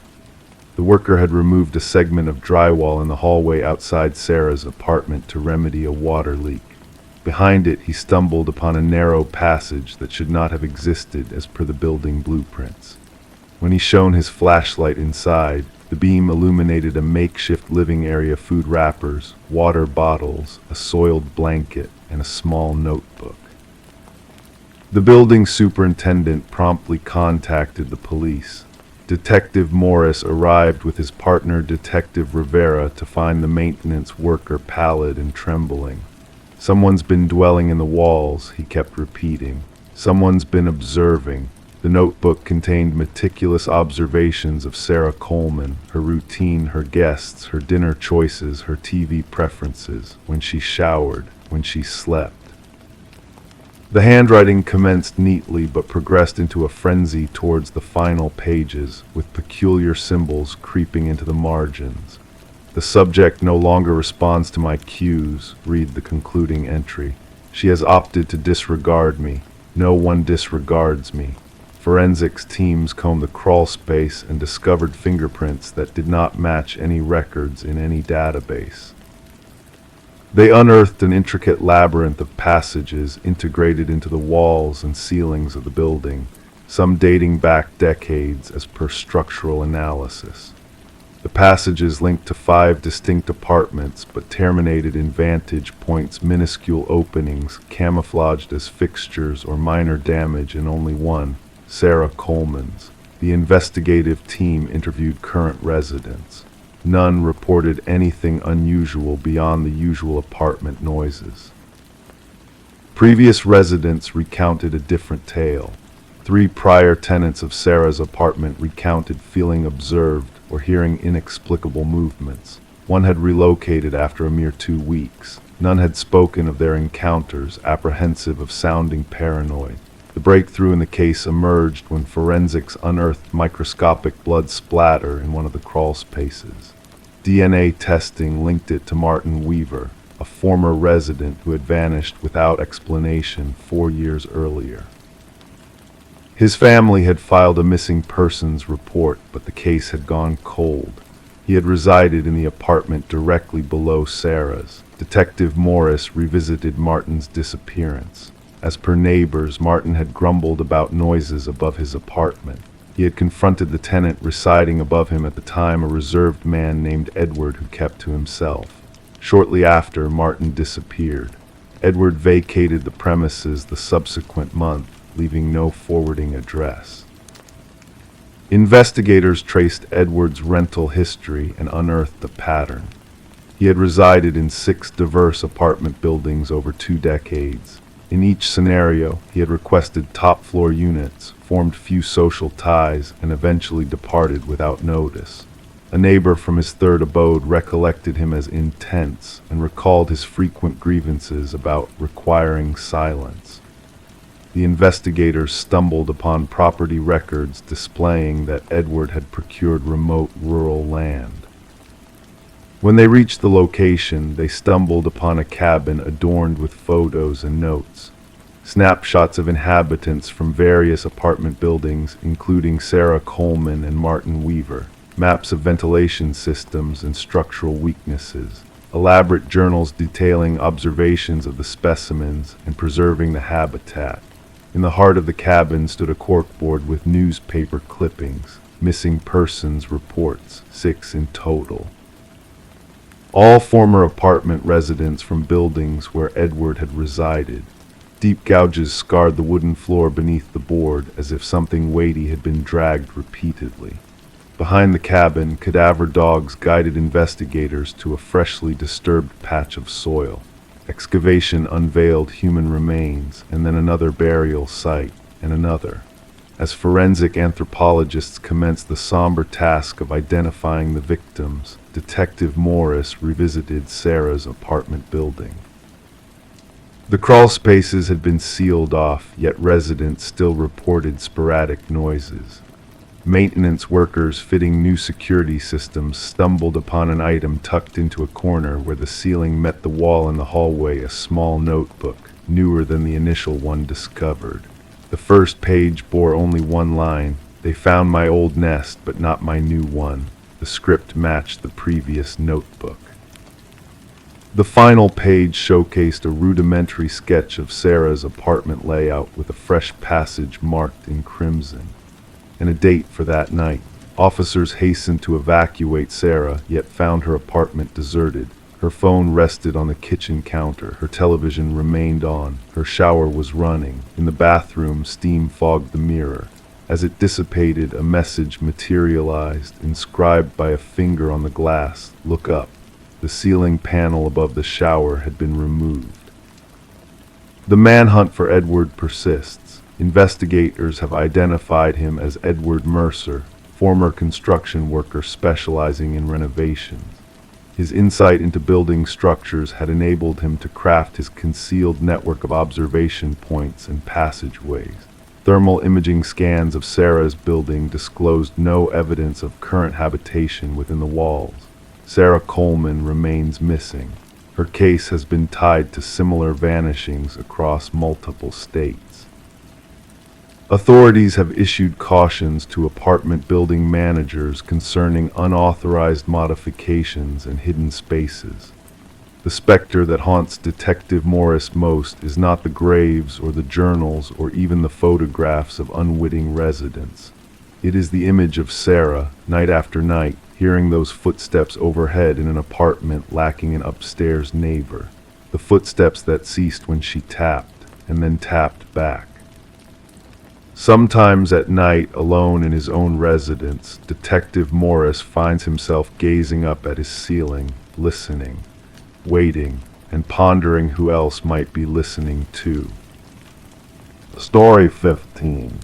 She entered through the front door, dust dancing in the stagnant air. The abandoned house exuded an eerie stillness, its peeling walls and draped furniture frozen in time. However, there was a peculiar aspect to this place that set it apart from the ordinary its doors. Each doorway seemed to defy logic, leading her back to the same parlor no matter which path she chose. a perplexing maze with no escape except for the entrance she had crossed. But when she turned to retrace her steps, the front door had vanished into thin air. The mysterious aura of the house intensified when Morgan Pierce's lifeless body was discovered, transforming the Victorian relic into a crime scene shrouded in shadows. Detective Sarah Lind stood at the threshold, observing forensic experts moving silently through the dimly lit rooms like phantoms. Once a mere curiosity for locals, the house now held secrets darker than any urban legend. The initial assessment suggests she passed away around 3 days ago, the medical examiner murmured, his voice barely audible. The cause of death appears to be asphyxiation. Morgan was found seated in an antique chair in the parlor, her posture serene as if expecting a visitor. No signs of struggle, no marks of violence. The scene exuded a chilling tranquility that sent shivers down the spines of seasoned investigators. Lind inquired about the person who first stumbled upon the body. It was a real estate agent showing the property to potential buyers, her partner replied. They mistook her for a trespasser until they drew closer. The house had remained empty since the passing of its previous owner, Eleanor Blackwood, 5 years earlier, a place forgotten by time, unwanted and shunned by all except vandals and thrill-seekers.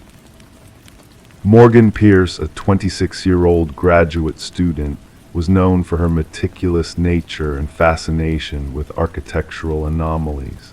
Her friends spoke of her ambition and passion for exploring spaces that defied conventional norms.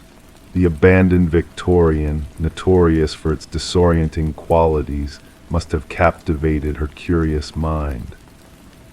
Her roommate reported her missing 2 days ago, Lind noted, scanning through her notes. Morgan mentioned something about visiting the house where people get lost for her research. The investigation unveiled Morgan's frequent visits to the house in the weeks leading to her demise. Her journal entries detailed peculiar acoustic phenomena, inexplicable cold spots, and doors that seemed to play tricks on perception. In her final journal entry, Morgan spoke of bringing specialized equipment to document the spatial inconsistencies she had encountered. However, that equipment was nowhere to be found at the scene. The autopsy uncovered a startling revelation: traces of a rare alkaloid in Morgan's system, a substance linked to shamanic rituals known to induce disorientation and vivid hallucinations. Morgan wasn't one to engage in recreational drug use, her boyfriend insisted during questioning. She took her research seriously and wouldn't jeopardize her work intentionally. Deleted messages retrieved from Morgan's phone hinted at conversations with a mysterious individual who shared her fascination with the enigmatic house. The exchanges grew increasingly intimate and cryptic, hinting at a deeper connection to the dwelling. The trail led detectives to Adam Reeves, an architectural historian whose expertise in rare spatial phenomena had intrigued Morgan. Their professional bond had evolved into a personal relationship based on mutual curiosity. Reeves, devastated by Morgan's untimely demise, shed light on the house's peculiar design and its ability to disorient visitors. But Reeves possessed a solid alibi for the time of Morgan's passing, backed by university symposium footage that placed him miles away from the crime scene. A breakthrough came from an unexpected source, an overseas descendant of Eleanor Blackwood, who disclosed a long-held family secret. "My grandmother wasn't the only Blackwood to perish in that house," he revealed. "There were others, always found in the parlor, always at peace. The family called it the claiming." His journals chronicled deaths attributed to natural causes, hinting at a sinister influence within the walls of the Victorian estate. A secondary search of the property unearthed a hidden chamber behind the parlor fireplace, containing artifacts from diverse indigenous cultures arranged meticulously. At the center lay a weathered figurine representing a deity associated with liminal spaces, bearing traces of the alkaloid found in Morgan's system. The puzzle pieces began to align, painting a haunting picture of ancient rituals and unseen forces at play. As the investigation delved deeper, dust patterns in the house revealed the presence of an unidentified individual during Morgan's final moments. Partial fingerprints, distinct from Morgan's or any known visitors, lingered on the doorknobs like ghostly imprints. 3 weeks into the inquiry, Adam Reeves was discovered lifeless in his apartment, mirroring Morgan's serene posture and bearing the same alkaloid in his system. Clutched in Reeves' hand was a key that unlocked the hidden compartment in the Victorian house, a tangible link between the enigmatic deaths. In his last correspondence, a poignant email addressed to himself, Reeves unraveled a cryptic truth about the house's grip on perception and reality. Once ensnared by its illusions, escape seemed futile, for the mind was the true captive in this labyrinth. The case, still unresolved, lingered in the realm of suspicious deaths under official scrutiny. The condemned Victorian estate stood guarded, its secrets buried beneath layers of history and mystery. Whispers of spectral lights flickering within its confines and tales of vanished visitors echoed through the town, perpetuating the myth of a house that claimed those who dared to unravel its enigma. Some locals believed the house harbored ancient powers, while others viewed it as a trap for the overly curious. The truth remained elusive, akin to an exit in a realm where all paths circled back to the beginning. In the twilight hours, as the world drifted into dreams, the whispers of the haunted house wove a tapestry of enigmatic tales, lulling listeners into a realm of mystery and slumber. Story 16, the aged envelope, its corners tinged with yellow, bore a fresh stamp of recent dispatch. With delicate precision, the detective unfolded it. A lone sheet of paper awaited inside, its message hastily typed in an erratic script. "I am sorry for what I did." Dampness clung to the paper, carrying a faint scent of iron. It was then that the reddish smudge along the lower edge caught their attention. Not ink, but blood. Detective Sarah Morgan, donning her gloves, gingerly placed the letter into an evidence bag, a practiced grace in her movements. The forensic team's findings confirmed her intuition. The red stain was human blood, a match to DNA from an old, unsolved homicide case that had plagued the department for years. The victim, Rebecca Warren, a young journalist, had been discovered in her apartment, a tragic canvas of stab wounds. Her laptop missing, notes strewn about, hinting that the assault might be linked to an investigative piece she pursued. Despite tireless interviews and relentless scrutiny, the case had grown cold, until this moment when the cryptic letter surfaced at the precinct, simply marked Homicide Division. The paper and envelope revealed scant fingerprints, only faint smudges indicating gloved hands. The postmark, a rare light in months of stagnation. Morgan gathered her team in the briefing room where the walls whispered tales of crime scenes past. She affixed the letter's image at the heart of the cluttered board, declaring, "This changes everything. Our culprit shows remorse." Detective James Chen, Morgan's longtime partner in this pursuit, regarded the letter thoughtfully. "Or perhaps they wish us to believe so," he countered. "The blood a theatric ploy to taunt us." The unique typewriter impressions traced by forensics led to a model extinct for decades, scarce, yet not unattainable. Contacting antique vendors and collectors, the team delved deeper into Rebecca's life. Her editor painted a portrait of her as resolute, dedicated to unveiling corruption. Her final assignment delved into a prominent family entangled in local politics, torn asunder by a contentious inheritance dispute after the patriarch's passing. In their revisit, the detectives encountered Rebecca's boyfriend, Michael Barnes. Once grief-stricken and alibi-clad, subtle shifts now danced in his demeanor, furtive glances, trembling hands. Rebecca spoke of being followed, he confessed. I dismissed it as paranoia, a misstep on my part. While this lead unraveled, a second letter materialized, bearing the same typewriter's imprint, the same blood. Its contents extended. She delved too deeply into the family secrets, the inheritance. What befell the old man? It was never my intent for matters to escalate. The trail led to the mansion of the deceased patriarch, where the eldest son, Richard, resided amidst a trove of antiques, including vintage typewriters. His responses, polished and scripted, raised suspicion. Breakthrough dawned as trace fibers on the envelopes linked to custom stationery exclusive to the family's youngest daughter, Eleanor. Upon interrogation, Eleanor unveiled Richard's request to borrow her stationery weeks prior. A search of Richard's abode unearthed a concealed chamber housing incriminating artifacts, clippings of Rebecca, surveillance stills, and a vintage typewriter akin to the one in question. Blood analysis confirmed Rebecca's essence on the typewriter.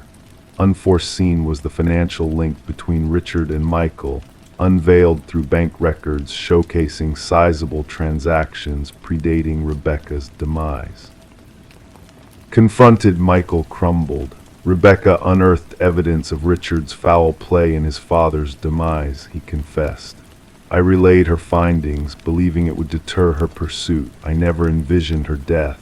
Eleanor surfaced with a clandestine recording capturing Richard and Michael plotting Rebecca's fate. Richard's voice damning. She must be silenced permanently.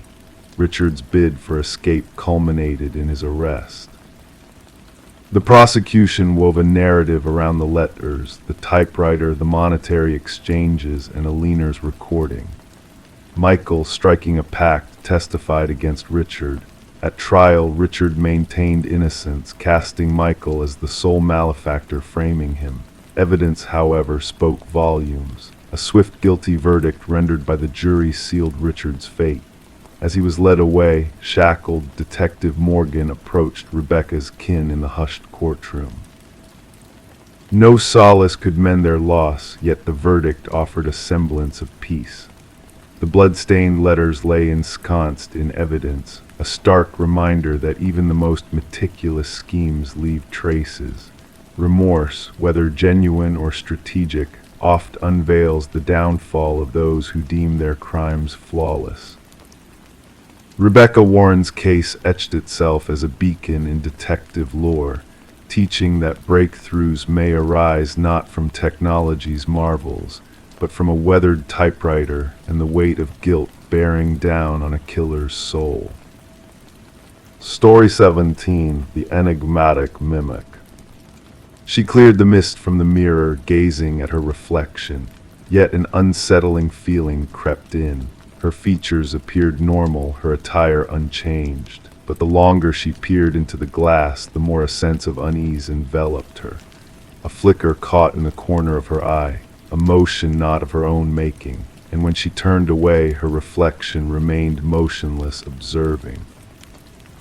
Rebecca Thorne's enigmatic journey commenced in that eerie moment within her bathroom.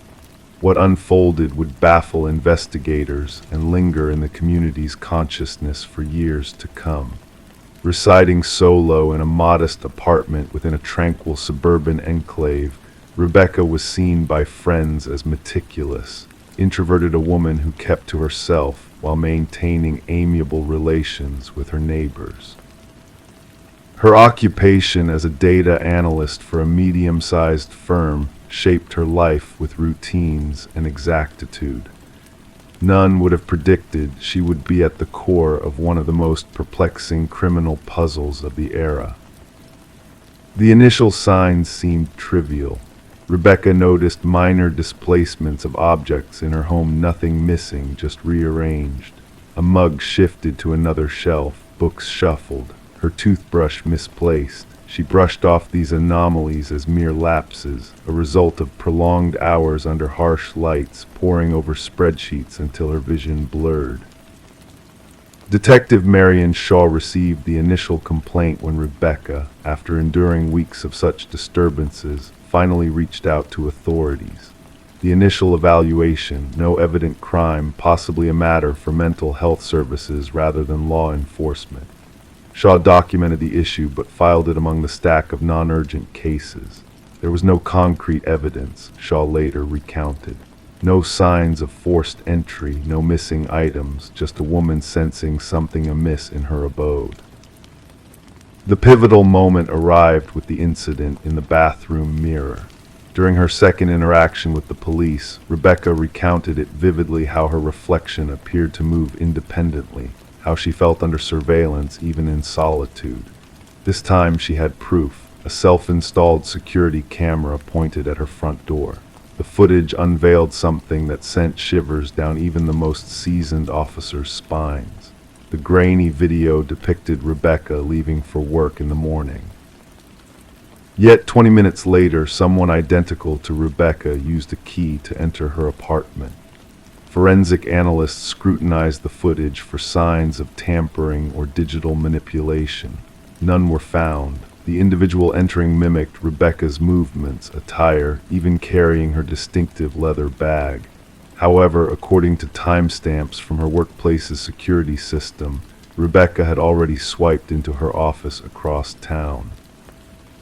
"We're facing a doppelganger scenario," Detective Shaw informed her superior. "Someone who has meticulously studied Ms. Thorne and can replicate her with uncanny precision." The probe intensified. Fingerprints in the apartment matched solely Rebecca's. No foreign DNA was unearthed. Neighbors reported nothing out of the ordinary, just Rebecca's routine comings and goings. One neighbor, Mrs. Keller, mentioned greeting Rebecca upon her return one evening without receiving a response, a behavior she found atypical but not alarming. Rebecca commenced documenting the disturbances in a journal. Minor alterations in her home escalated. Food she didn't recall eating vanished from her fridge. Her computer displayed searches she hadn't initiated. Most chillingly, she stumbled upon photos on her phone, selfies resembling her, yet captured without her memory. In some, her expression seemed subtly askew, the smile too broad, the eyes excessively intense. "I feel like I'm losing my mind," she confided to Detective Shaw during their third meeting. "Or perhaps someone desires me to believe so." The breakthrough arose when investigators discerned a pattern in the security footage. The doppelganger only infiltrated when Rebecca departed for specific engagements, therapy sessions, yoga classes, Sunday morning grocery trips, predetermined activities with predictable durations. "Somebody knows your routine intimately," Shaw elucidated. "This isn't random. This is targeted observation and infiltration." A forensic psychologist proposed they were facing a fixation case, someone fixated on becoming Rebecca, living her life, possibly aiming to supplant her entirely. Such instances were rare but documented in psychological literature. The perpetrator often underwent a psychological rupture, fixating on a victim symbolizing something they coveted: stability, beauty, success, normalcy. The focus narrowed when Rebecca mentioned a former co-worker, Lily Winters, dismissed due to escalating erratic behavior. Lily had closely collaborated with Rebecca, often remarking on their resemblances. Following her dismissal, she sent Rebecca a string of disturbing emails. "We could be one and the same," one message read. "At times, I feel more like you than you do." Detective Shaw secured a warrant to explore Lily's residence. What they unearthed shifted the case from unsettling to horrifying. A room in Lily's abode had been transformed into a shrine-like replica of Rebecca's bedroom. Walls adorned with photos, countless snapshots of Rebecca entering her apartment, shopping, socializing, all taken unbeknownst to her. A wardrobe contained exact replicas of Rebecca's attire. Makeup matching Rebecca's preferred brand sat on a vanity alongside meticulous notes on her gestures, speech patterns, and daily routines. Most incriminating were the practice videos. Lily had filmed herself mimicking Rebecca's gait, gestures, expressions. The progression was evident: initial attempts awkward and conspicuous, later ones nearly indistinguishable from the authentic Rebecca. "She aspired to be me," Rebecca murmured upon viewing the evidence. "She wasn't merely imitating me, she was erasing me." Forensic specialists discovered sophisticated tools for replicating keys and duplicating electronic access cards. Lily had upheld an intricate system for monitoring Rebecca's movements, including a calendar with precise forecasts of her agenda. The investigators couldn't ascertain Lily's ultimate objective. Diaries found in her residence contained incoherent entries shifting between first and third person, occasionally referring to Rebecca as me and her within the same passage. The final entry sent chills through investigators. "Soon, only one of us shall remain. The stronger version shall prevail." Upon authorities moved to apprehend Lily, she had vanished. Her residence bore signs of abrupt departure, drawers left ajar, certain technology absent. A nationwide alert was issued. Rebecca entered protective custody, relocated to a secure site under constant surveillance. For 3 weeks, authorities monitored every site tied to her former life. Lily never materialized. The case took its final, eerie turn when a security guard at Rebecca's previous workplace reported an anomaly. Rebecca was sighted entering the building despite being on leave. Security footage confirmed it. An individual mirroring Rebecca had entered the premises using a valid ID card, proceeded to her former desk, and spent 40 minutes perusing her files before exiting. Rebecca, safeguarded in a monitored safe house, couldn't have been at the office. The implications crystallized. Lily hadn't fled, she had made her move. She was now assuming Rebecca's identity, stepping into her existence while the genuine Rebecca remained in seclusion. The case remains officially unresolved. Lily Winters evaded capture. Rebecca Thorne never reclaimed her former life, crafting a fresh identity in an undisclosed location. Detective Shaw keeps a photograph on her desk, 2 women strikingly similar. One is Rebecca Thorne, the other is Lily Winters. At times, she scrutinizes their features, seeking disparities, the nuances setting one apart from the other. The truly chilling aspect Shaw often imparts to new recruits is not that someone can resemble or sound like you. It's that they yearn to become you so vehemently that they obliterate themselves in the process. Identity isn't just what we project to the world, it's what we safeguard most vigilantly. And occasionally, we grasp its worth only when someone strives to pilfer it. Story 18. The town held a secret, a house forgotten at the edge of the woods. Silent and solitary, it loomed with windows like empty eyes and a porch weighed down by time's heavy hand.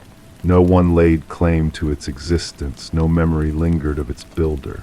Yet when curious hikers strayed near, they glimpsed an eerie sight: names etched into the wooden walls, carved deep like ominous whispers, and at the very bottom a name unknown to all, until one voice quivered, "That name is mine." As night draped the forest in darkness, a call pierced through dispatch, marking it as a routine trespassing incident. Mason Wright, the lead hiker who found his own name carved into the abandoned house, spoke with a tremble in his voice. Responding officers anticipated teenage mischief, a prank among friends, but what awaited them defied logic. Detective Sarah Keller arrived as shadows danced around her, her flashlight slicing through the veil to reveal the weathered façade of the mysterious structure. 27 names cascaded down the eastern wall, some faded by time, others sharp as freshly cut wounds. And at the end, Mason Wright, the carving still hinting at the scent of fresh sawdust. "I've never set foot here before," Mason insisted, his breath mingling with the frosty air. "I can't fathom how my name got here." The investigation unfurled, unraveling the chilling truth behind each name. Every soul listed had vanished over the span of 4 decades, lost to the woods while hiking alone. Some cases chilled to the bone, others lingered as open wounds, but all shared a haunting similarity, their disappearances shrouded in mystery. Forensic experts meticulously documented the carvings, noting the depth, technique, and aging of each name. The earliest etching, Rebecca Hansen, whispered a tale of a woman who ventured into the forest 37 years ago, never to return. Detective Keller probed Mason's story, finding no ties that bound him to the other names haunting the house. Suspicion shifted to Mason's companions. In Emily Chen's photographs, an unsettling presence lurked, a blurred figure, tall and thin, lurking in the background of multiple shots. "We saw no one else on our trek," Emily swore. "We'd have remembered such a sight." The house's interior harbored a macabre revelation. Personal effects of the missing hikers lay in eerie display, meticulously arranged on shelves. Watches, backpacks, cameras, wallets, all labeled with names from the wall outside. Bloodstains, old and faded, hinted at stories untold, while cadaver dogs sniffed at the forest's heart, where shadows clung like memories. As the hunt intensified, Mason's demeanor grew erratic, haunted by whispers in the night, phantom footprints, and ghostly figures that lurked on the periphery. Protection was assigned, but paranoia gripped him like a vice. A breakthrough emerged from dusty archives. A recluse named Victor Blackwood once owned the house. His shadowy presence hinted at a darkness long ignored. Journal entries unearthed from a hidden hunting blind painted a grim picture of a predator fixated on human prey, meticulously selecting each victim. Manhunts spanned jurisdictions, with helicopters scouring the forest's depths, yet Blackwood remained a phantom. Mason vanished without a trace, leaving behind a cryptic warning scrawled on his bedroom wall.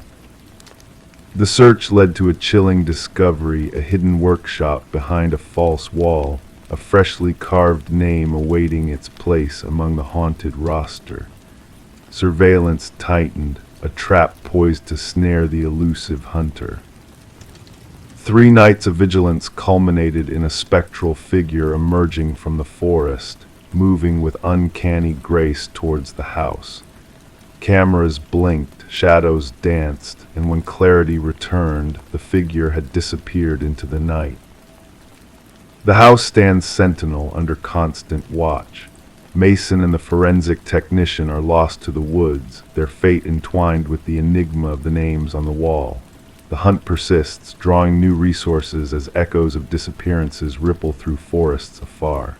The names etched in wood have become a whispered legend, a cautionary tale that lingers unspoken. And the locals, they steer clear, fearing that speaking of the house may seal their own fate among those silent names. Story 19.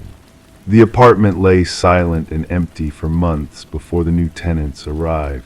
Their expectations were low, perhaps just a layer of dust, a few pieces of forgotten furniture. However, one door stubbornly resisted their efforts to open it, a closet locked from within, holding its secrets tightly. When the landlord finally pried it open, the tenants braced themselves for old coats or discarded items, but what they discovered chilled them to the core. The walls of the closet were etched with deep, uneven scratches, a desperate plea for freedom carved into the wood. And nestled in the corner, an ancient flip phone, its battery long drained except for a single unread message glowing on the screen. Detective Morgan Shaw had witnessed many unsettling scenes in her career, but this one sent shivers down her spine. Not because of any visible violence or blood, but because those scratch marks told a haunting tale of someone trapped, fighting against the confines of the small space. "We need forensics here immediately," she instructed her partner, Officer Reed, who was meticulously documenting the scratches, "and bring me the records of the previous tenants." The message on the forgotten phone simply stated, "I know what you did." The landlord, a jittery man with perpetually damp hands, revealed that the previous tenant, a quiet young woman named Emma Caldwell, had vanished without a trace, leaving behind unpaid rent. "She kept to herself, barely made a sound," he muttered, avoiding eye contact as his gaze darted around the room. "No trouble at all." Forensic analysis uncovered multiple blood samples within the wall gouges, most matching Emma's DNA. However, two other samples emerged, one unidentified and the other belonging to Derek Mercer, a man who was supposed to have died 2 years prior in a tragic accident. "This doesn't make sense," Shaw mumbled, perplexed by the findings on the lab report. Emma's apartment painted a somber picture of a life interrupted. Unopened mail scattered, a coffee mug left unwashed in the sink, the bed impeccably made. Her phone records hinted at a sudden cessation of communication with her sister and a flurry of calls from an unknown number before her disappearance. The sister mentioned a mysterious boyfriend, Officer Reed relayed. No name, just described as intense and private. Surveillance footage captured a pivotal moment a night when Emma entered her building, followed by a shadowy figure in a baseball cap, purposefully avoiding the gaze of security cameras. The breakthrough arrived when partial fingerprints matching Derek Mercer were discovered on the closet's inner doorknob. He staged his death, Shaw concluded. But why, and what was his connection to Emma? The unidentified DNA sample led them to another case of a missing person, Lynette Porter, who had vanished 3 years earlier. Her description aligned with a woman seen visiting Emma's apartment on multiple occasions. Through meticulous review of traffic cameras, a vehicle registered to Mercer's mother, with a driver resembling Derek, was frequently spotted near Emma's residence. The investigation unraveled a web of horror at a secluded property owned by Mercer's family.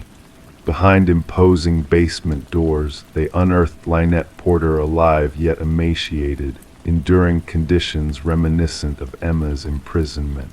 "He made me witness," Lynette's voice trembled, "said I needed to learn the fate of girls who tried to escape." Mounting evidence laid bare Mercer's fixation on dominance journals chronicling his obsession, photographs of women resembling Emma and Lynette, and damning footage of Emma being coerced into the closet. "She thought she could expose us," his voice echoed in the recordings. "No one reveals my secrets."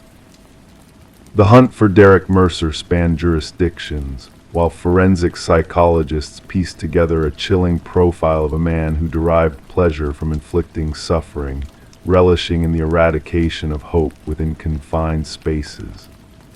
Upon his arrest at a bus terminal, Mercer clutched a new identity and a ticket to an unknown coastal destination. In his possession, duct tape, a hunting knife, and a newspaper clipping detailing Emma's disappearance. During interrogation, Mercer maintained an eerie composure. "She sent that message herself," he asserted, referring to the phone.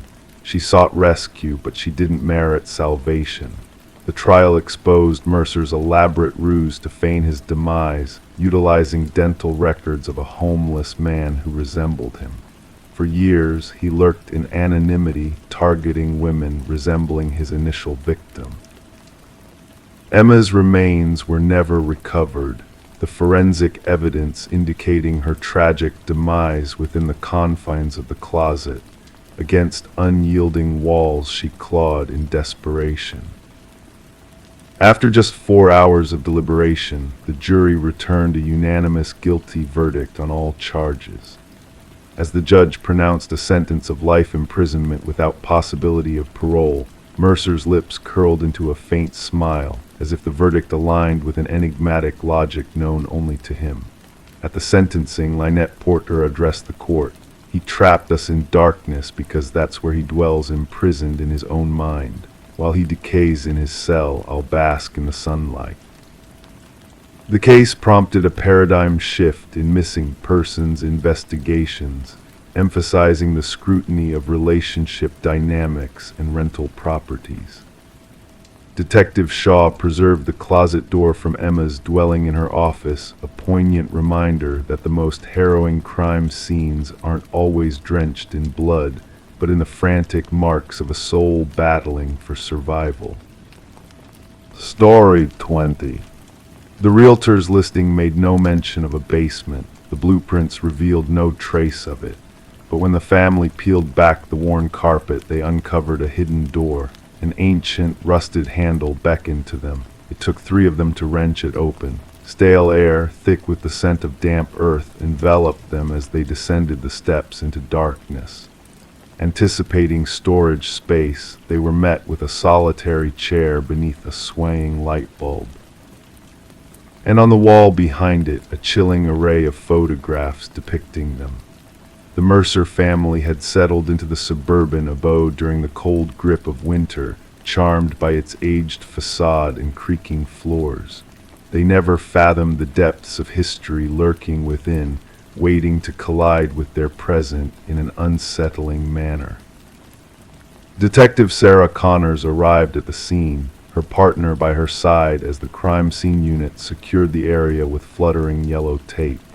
Mrs. Mercer's voice quivered over the phone as she recounted the discovery beneath their living room floor. "We must document everything before anyone else ventures down there," Connors directed, slipping on latex gloves with practiced ease. Camera flashes pierced the darkness, illuminating the stairwell as the forensic team meticulously captured the eerie setting. The wooden steps groaned underfoot as they descended into the compact basement, its concrete walls painted a somber gray. A solitary chair anchored to the floor, a bare bulb casting eerie shadows that danced in the stillness. Yet it was the wall adorned with 37 photos that held the key to the mystery chronological snapshots of the Mercer family's daily lives. With no signs of forced entry, no theft, and a dormant security system, the violation of privacy was the only crime committed. Forensics uncovered a trail of fingerprints belonging to past homeowners, each having stayed for fleeting periods before selling the property at discounted rates. None had ever mentioned the hidden basement. Delving deeper, Connors and her team unraveled a web of deceit woven through the property's history. Blueprints altered, permits revoked, and inspection reports doctored, all pointing to a sinister secret buried within the foundations of the house. The breakthrough came during an interview with the contractor who had renovated the house years ago. His denial of the existence of the basement clashed with the evidence before them, sending shivers down their spines. Digital forensics unveiled a trove of images and audio recordings, exposing a voyeuristic obsession spanning generations of residents. The case took a sinister turn as they stumbled upon a hidden monitoring station behind the wall of photographs, revealing a meticulous journal penned by Edward Kelvin, the elusive builder who had vanished under suspicious circumstances.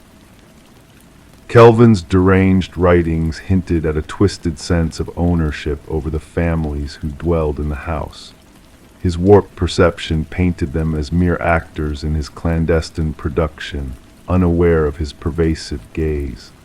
The manhunt led to a chilling discovery, a frail figure curled within the walls, his eyes adjusting to the harsh light after years of shadowy surveillance. Kelvin spoke of the families with detached reverence, viewing them as subjects in his private experiment rather than fellow inhabitants of the house. Psychological evaluations deemed Kelvin delusional, his distorted reality blurring the lines between protector and intruder. The families, including the Mercers, fled the house, leaving behind a specter of fear and violation. The trial unraveled the intricate network of surveillance woven into the house's very structure, revealing the insidious extent of Kelvin's voyeurism. As the property crumbled under the weight of its tainted history, the families grappled with the haunting realization that their most intimate moments had been observed from within the walls that were meant to shield them. In the silence of their new homes, they found themselves casting wary glances at air vents, light fixtures, and concealed spaces, haunted by the unsettling notion that they may never truly be alone. The memory of Edward Kelvin lingered as a phantom presence, a reminder of the unseen eyes that had watched, recorded, and dissected their lives in the shadows of a house that harbored secrets too dark to fathom. Story 21. The parcel arrived without a trace of its origins, no return label, no tracking number, just a humble cardboard box, its surface kissed by the morning dew.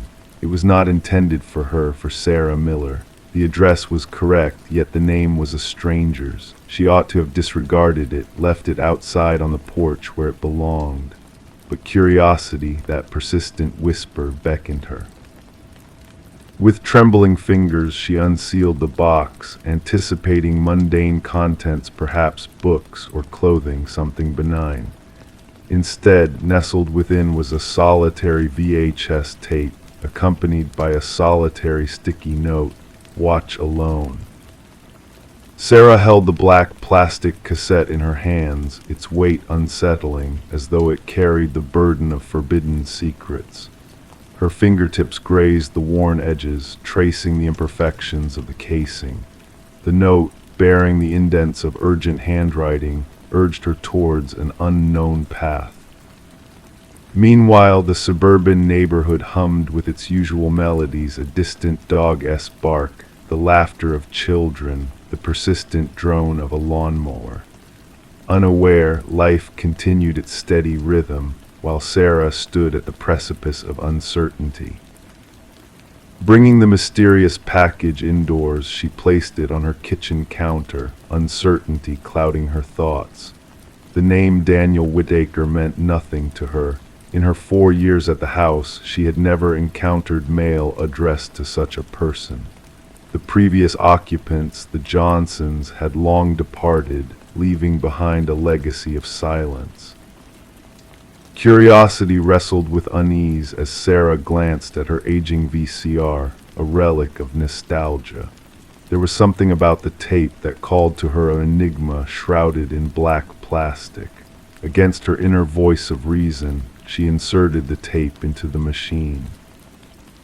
Static danced on the screen at first, a muffled whisper that slowly sharpened into focus. A dimly lit room materialized, bathed in the glow of a solitary lamp. The camera angle was askew, as if hastily positioned. A man sat in a wooden chair, his features obscured by shadows. "My name is Daniel Whitaker," his voice resonated, quiet yet resolute. "If you are watching this, they have found you, and they will find me as well." As Daniel leaned forward, the dim light revealed a face etched with exhaustion and vigilance, sunken eyes, stubbled chin, disheveled hair. "I am innocent," he continued, desperation tainting his words. "I need you to believe that. They framed me, planted evidence. The world thinks I am a killer, but I am not." The camera trembled as Daniel adjusted it, unveiling the stark surroundings, bare walls, minimal furnishings, a transient shelter for a man on the run. "They set me up. The police report will spin lies of a connection between me and Catherine Walsh, of a violent altercation. None of it is true. I never knew her until her face graced the headlines, lifeless, murdered in her own home. And my DNA, my fingerprints, they were there, a damning trail leading to my door." Detective Eliza Ramirez scrutinized the identical VHS tape on her desk, the fifth in a series of cryptic messages from the elusive Daniel Whitaker, a man marked as the prime suspect in Catherine Walsh's death. a man who had vanished into the shadows the day her body was discovered. Initially, the Walsh case had seemed straightforward an ambitious woman, silenced in her prime, but the arrival of the tapes unfurled a tapestry of deception and intrigue. The tapes complicate matters, Ramirez murmured into her recorder, her voice a whisper in the silence of her office. Whitaker dances on the edge of truth and fabrication, a precipice where justice wavers. The investigation took a sharp turn upon unearthing Catherine Walsh's involvement in a whistleblower case against PharmaCorp, a pharmaceutical giant entangled in a web of deceit. Walsh had uncovered discrepancies in clinical trials, evidence of a cover-up surrounding a hazardous drug. She was a threat, a former colleague divulged in hushed tones to Ramirez. Catherine held the proof of PharmaCorp's malfeasance, documents that could topple empires, and then she was silenced. Ramirez noticed the shadows cast by the evidence, an immaculate DNA trail, witness testimonies scripted with precision, surveillance footage tainted by corruption. As the pieces aligned, a sinister narrative emerged, one of power and betrayal. 3 days later, Sarah Miller received a second parcel. Within its confines lay a trove of incriminating documents, clinical reports, internal communications, a damning trail that vindicated Catherine Walsh's crusade. The tide shifted, revealing a labyrinth of deceit that ensnared the innocent and shielded the guilty. Collaborating with recipients of the enigmatic tapes, Ramirez pieced together Whitaker's odyssey, an IT specialist unwittingly embroiled in a conspiracy beyond his comprehension. They watched her, Whitaker disclosed in a subsequent tape. I saw the orders, the surveillance. They knew Catherine was a threat, a voice they sought to silence, and then they turned their gaze upon me. The truth inched closer as Sarah Miller detected a crucial detail in her tape, a reflection that led to a storage facility. Inside Unit 217, revelations awaited a journal chronicling Whitaker's ordeal, the original evidence that sealed Walsh's fate, and meticulous plans of deception penned by PharmaCorp's head of security and architect of falsehoods. Justice tiptoed in, not with a thunderous arrest, but with the quiet resolve of undeniable proof. Executives trembled, the head of security capitulated, and a dangerous drug faced its reckoning. Daniel Whitaker emerged from the shadows, a specter of injustice exorcised. In a fleeting encounter with Sarah, he pondered the whims of fate. "Why you?" she inquired, the question lingering in the evening air. "Why send it to me?" His gaze met hers, a reflection of turmoil and resilience. The algorithm chose blindly, seeking souls untainted by the web of deceit, people who would trace their own path amidst the chaos of lies. Two strangers, bound by circumstance, stood in shared silence, grappling with the fragility of truth and the tyranny of manufactured narratives. Sarah broke the quietude. The wrong address led us to the right destination. The VHS tapes, relics of a clandestine journey, bore witness to a truth unveiled in unexpected packages, cloaked in anonymity, awaiting the curious souls willing to unravel their mysteries. Story 22. She had a desire to freshen up the nursery before the little one arrived. The walls wore a faded blue, a hue holding secrets within its ancient layers. Painting over with white, something unexpected emerged, letters faint at first, then becoming distinct and legible. A message hidden beneath the surface. "Don't let it hear you." A shiver ran down her spine. Stepping back, her eyes caught sight of it, tiny handprints in the wet paint, positioned too high for any child to reach. This discovery in the nursery of the Morgan household marked the commencement of what would later be known as the Whispering House case. The young couple had bought the Victorian-style home just months earlier, lured in by an unbelievably low price. The real estate agent had brushed off the property's dark past as minor cosmetic issues. Detective Sarah Klein, notebook in hand, rang the doorbell. A woman with a swollen belly beneath her paint-stained overalls answered. Dark circles encircled her eyes, a sign of sleepless nights. She recounted finding the eerie message and handprints, her hands trembling. The previous owners vanished abruptly, the woman disclosed. Neighbors claimed they left in the dead of night without a moving truck, only packing essentials into their car. Detective Klein, with a furrowed brow, roamed through the historic home, the floorboards creaking beneath her feet. In the nursery, she inspected the half-painted wall, the cryptic message still visible where the painting had been abandoned midway. Beside it, 5 small handprints imprinted in the fresh paint, positioned at the height of an adult's shoulder. Back at the precinct, Detective Klein delved into the property records. The house had changed owners 8 times in 3 decades, a remarkably high turnover rate. Each family had stayed for less than 2 years. More unsettling were the child welfare reports linked to 3 of those families. Children spoke of whispers from the walls and invisible eyes watching them sleep. The detective delved deeper, sifting through construction records and historical documents. The house had once belonged to Eleanor Blackwood, a wealthy widow who ran a small orphanage on the premises during the early industrial era. Newspaper clippings mentioned 5 children who had gone missing from her care. Officials of the time believed they had fled, a common occurrence for orphans in that era. When Eleanor passed away, workers renovating the house stumbled upon a sealed room behind the nursery wall. Inside, they found belongings of children, tiny shoes, toys, and clothes, but no bodies.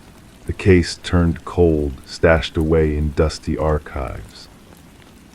Interviewing former residents, Detective Klein pieced together a chilling pattern. Each family with children recounted strange incidents, toys rearranged overnight, childish giggles echoing in empty corridors, and crayon drawings mysteriously appearing on walls. Most dismissed these events as figments of imagination until the unsettling message surfaced. The wording varied slightly between accounts. Don't let them find you. Don't make a sound. Don't let it hear you. Always the same handwriting, always revealed during nursery repaints.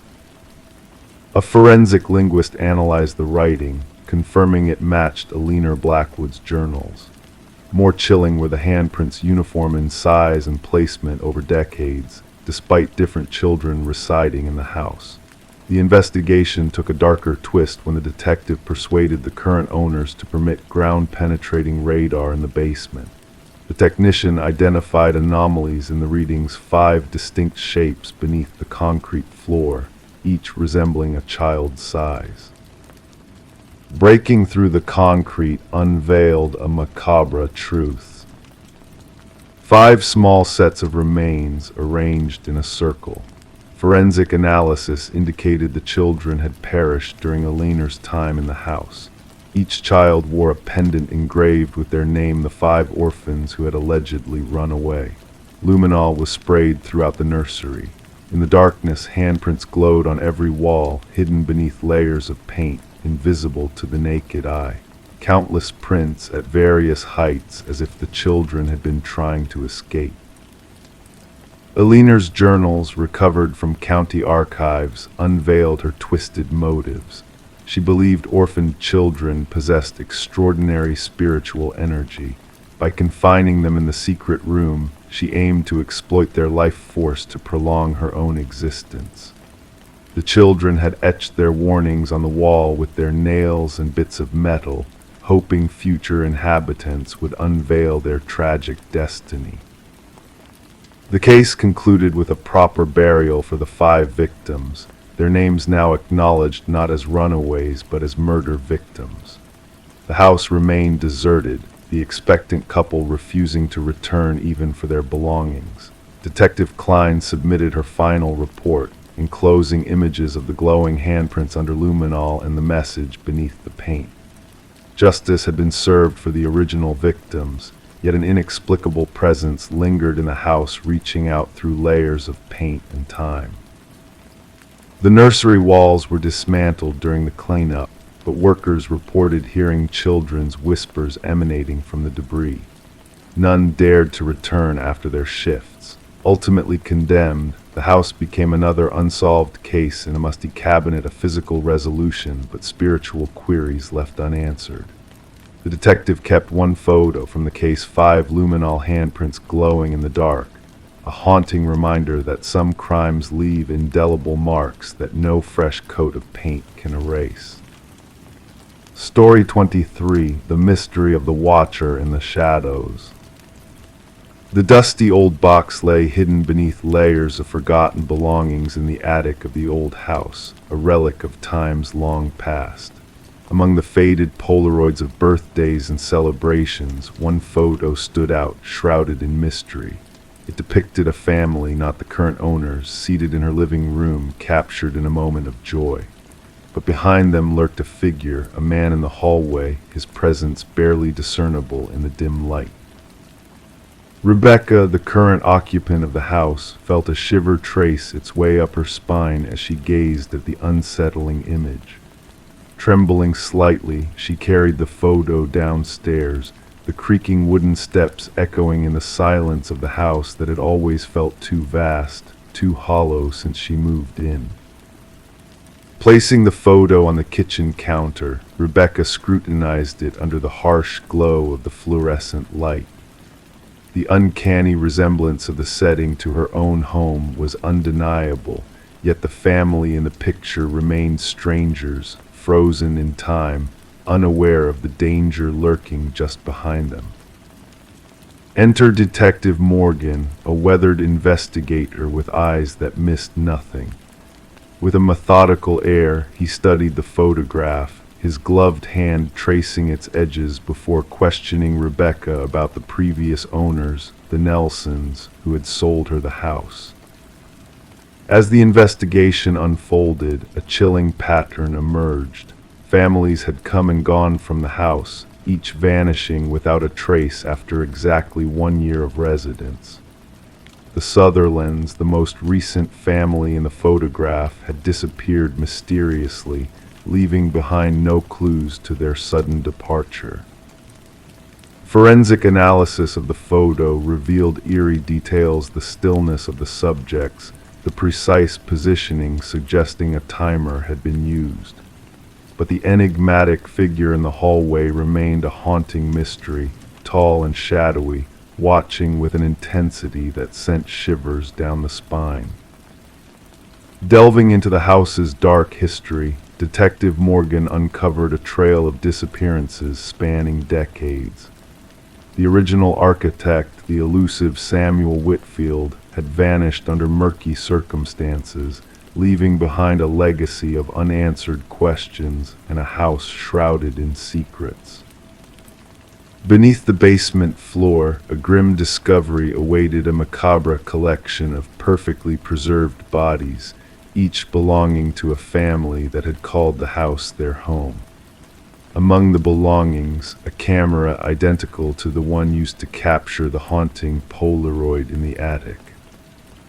As the investigation reached a fever pitch, a hidden crawlspace in the attic revealed a chilling truth: a journal filled with meticulous observations of the families, a sinister plan unfolding with each new occupant. The final entry, a foreboding message hinting at an ominous fate for Rebecca. Fleeing to a hotel under police protection, Rebecca found no respite as the specter of the watcher in the shadows haunted her every moment. A mysterious phone call in the dead of night, the mechanical click of a Polaroid camera capturing her fear, signaling that the darkness that had consumed so many others was now closing in on her. The house, now a crime scene, stood silent and foreboding, its secrets locked within its walls. The elusive Samuel Whitfield remained a ghostly enigma, his true identity lost to time. and as new families moved into new homes, a chilling certainty lingered that somewhere in the shadows, a watcher awaited, ready to strike again. The investigation continued, the truth remaining just out of reach, a mystery that refused to be solved. And as night fell on the empty house, the darkness whispered of secrets yet uncovered, of a presence that watched from the shadows, unseen and unrelenting. Story 24. In the heart of the city, there stood a quaint coffee shop that had become a sanctuary for a mysterious man known only as John Doe. Every day he would enter the shop with quiet footsteps, his presence like a whisper in the bustling cafe. The barista recognized his face, but his true identity remained a secret, hidden behind a veil of solitude. One fateful day, John Doe failed to arrive at his usual time. Concerned regulars whispered among themselves as the hours ticked by. It was when the police investigated his usual spot that the enigma of his existence deepened. Left behind on the table was a wallet, a silent witness to his sudden disappearance. Inside the wallet, a driver's license bore a photo of a man with no name, no address, just an empty void where his identity should have been. Security footage revealed the inexplicable truth. John had entered the coffee shop, taken his seat, but had never emerged. Detective Sarah Mercer found herself drawn into the enigmatic case, her curiosity piqued by the unsettling mystery. She scrutinized the security footage, searching for any clue that might unravel the enigma of John Doe's vanishing act. The footage depicted the ordinary routine of John's visit, his black coffee, his secluded corner table, his contemplative gaze out the window. Yet the pivotal moment when he rose from his seat and walked towards the restroom corridor unveiled the inexplicable. He simply vanished into thin air, leaving behind a perplexing void. As Mercer delved deeper into the investigation, she encountered a series of baffling anomalies. The wallet held no personal information, only cryptic symbols and blank spaces where details should have resided. Credit cards with phantom numbers, cash neatly organized, and a solitary business card bearing a cryptic phone number, all pieces of a puzzle with no clear solution. The barista, a witness to John's silent presence over the years, offered sparse insights into the enigmatic man. His reserved demeanor, his solitary habits, his penchant for scribbling in a mysterious notebook all added layers to the enigma surrounding his existence. The notebook itself, a cryptic collection of coded text and enigmatic sketches, confounded even the most seasoned cryptographers. Architectural designs of unknown structures, cryptic passages hinting at unseen realms, all whispered of a world beyond the mundane. As Mercer combed through the evidence, a peculiar detail caught her attention: the flickering time stamp on the security footage whenever John entered the shop. An anomaly dismissed as a glitch by the tech specialist, but a thread that tugged at Mercer's intuition. Returning to the coffee shop, Mercer's gaze fell upon an ancient mirror hanging between the entrance and the restroom corridor. Intricately carved with arcane symbols reminiscent of those in John's notebook, the mirror beckoned with a silent invitation. Upon closer examination, Mercer discovered a hidden compartment behind the mirror, an alcove cloaked in shadows, concealing a trove of identical wallets and a weathered journal chronicling decades of unknown experiments. The final entry in the journal spoke of an experiment reaching its conclusion, of unseen forces converging, of a window closing on a chapter shrouded in mystery. Mercer's fingers traced the familiar handwriting, a whisper of the enigma that eluded comprehension. As the investigation unfurled, strange occurrences encircled the once peaceful coffee shop. Reflections danced independently, spectral echoes of a reality intertwined with the unknown. Witnesses claimed sightings of John Doe, a specter haunting the confines of the cafe, a ghostly enigma defying explanation. A breakthrough emerged in the form of an elderly physicist, Margaret Keller, who shed light on John Doe's true identity as Daniel Weston, a brilliant mind lost to the annals of time, entwined with the mysteries of quantum mirrors and parallel realities. Mercer's journey led her to the coffee shop's origins, a nexus where Weston's research intersected with the fabric of reality. The mirror shattered, a portal closing on a chapter of enigmatic discovery, leaving behind a void of unanswered questions and untold secrets.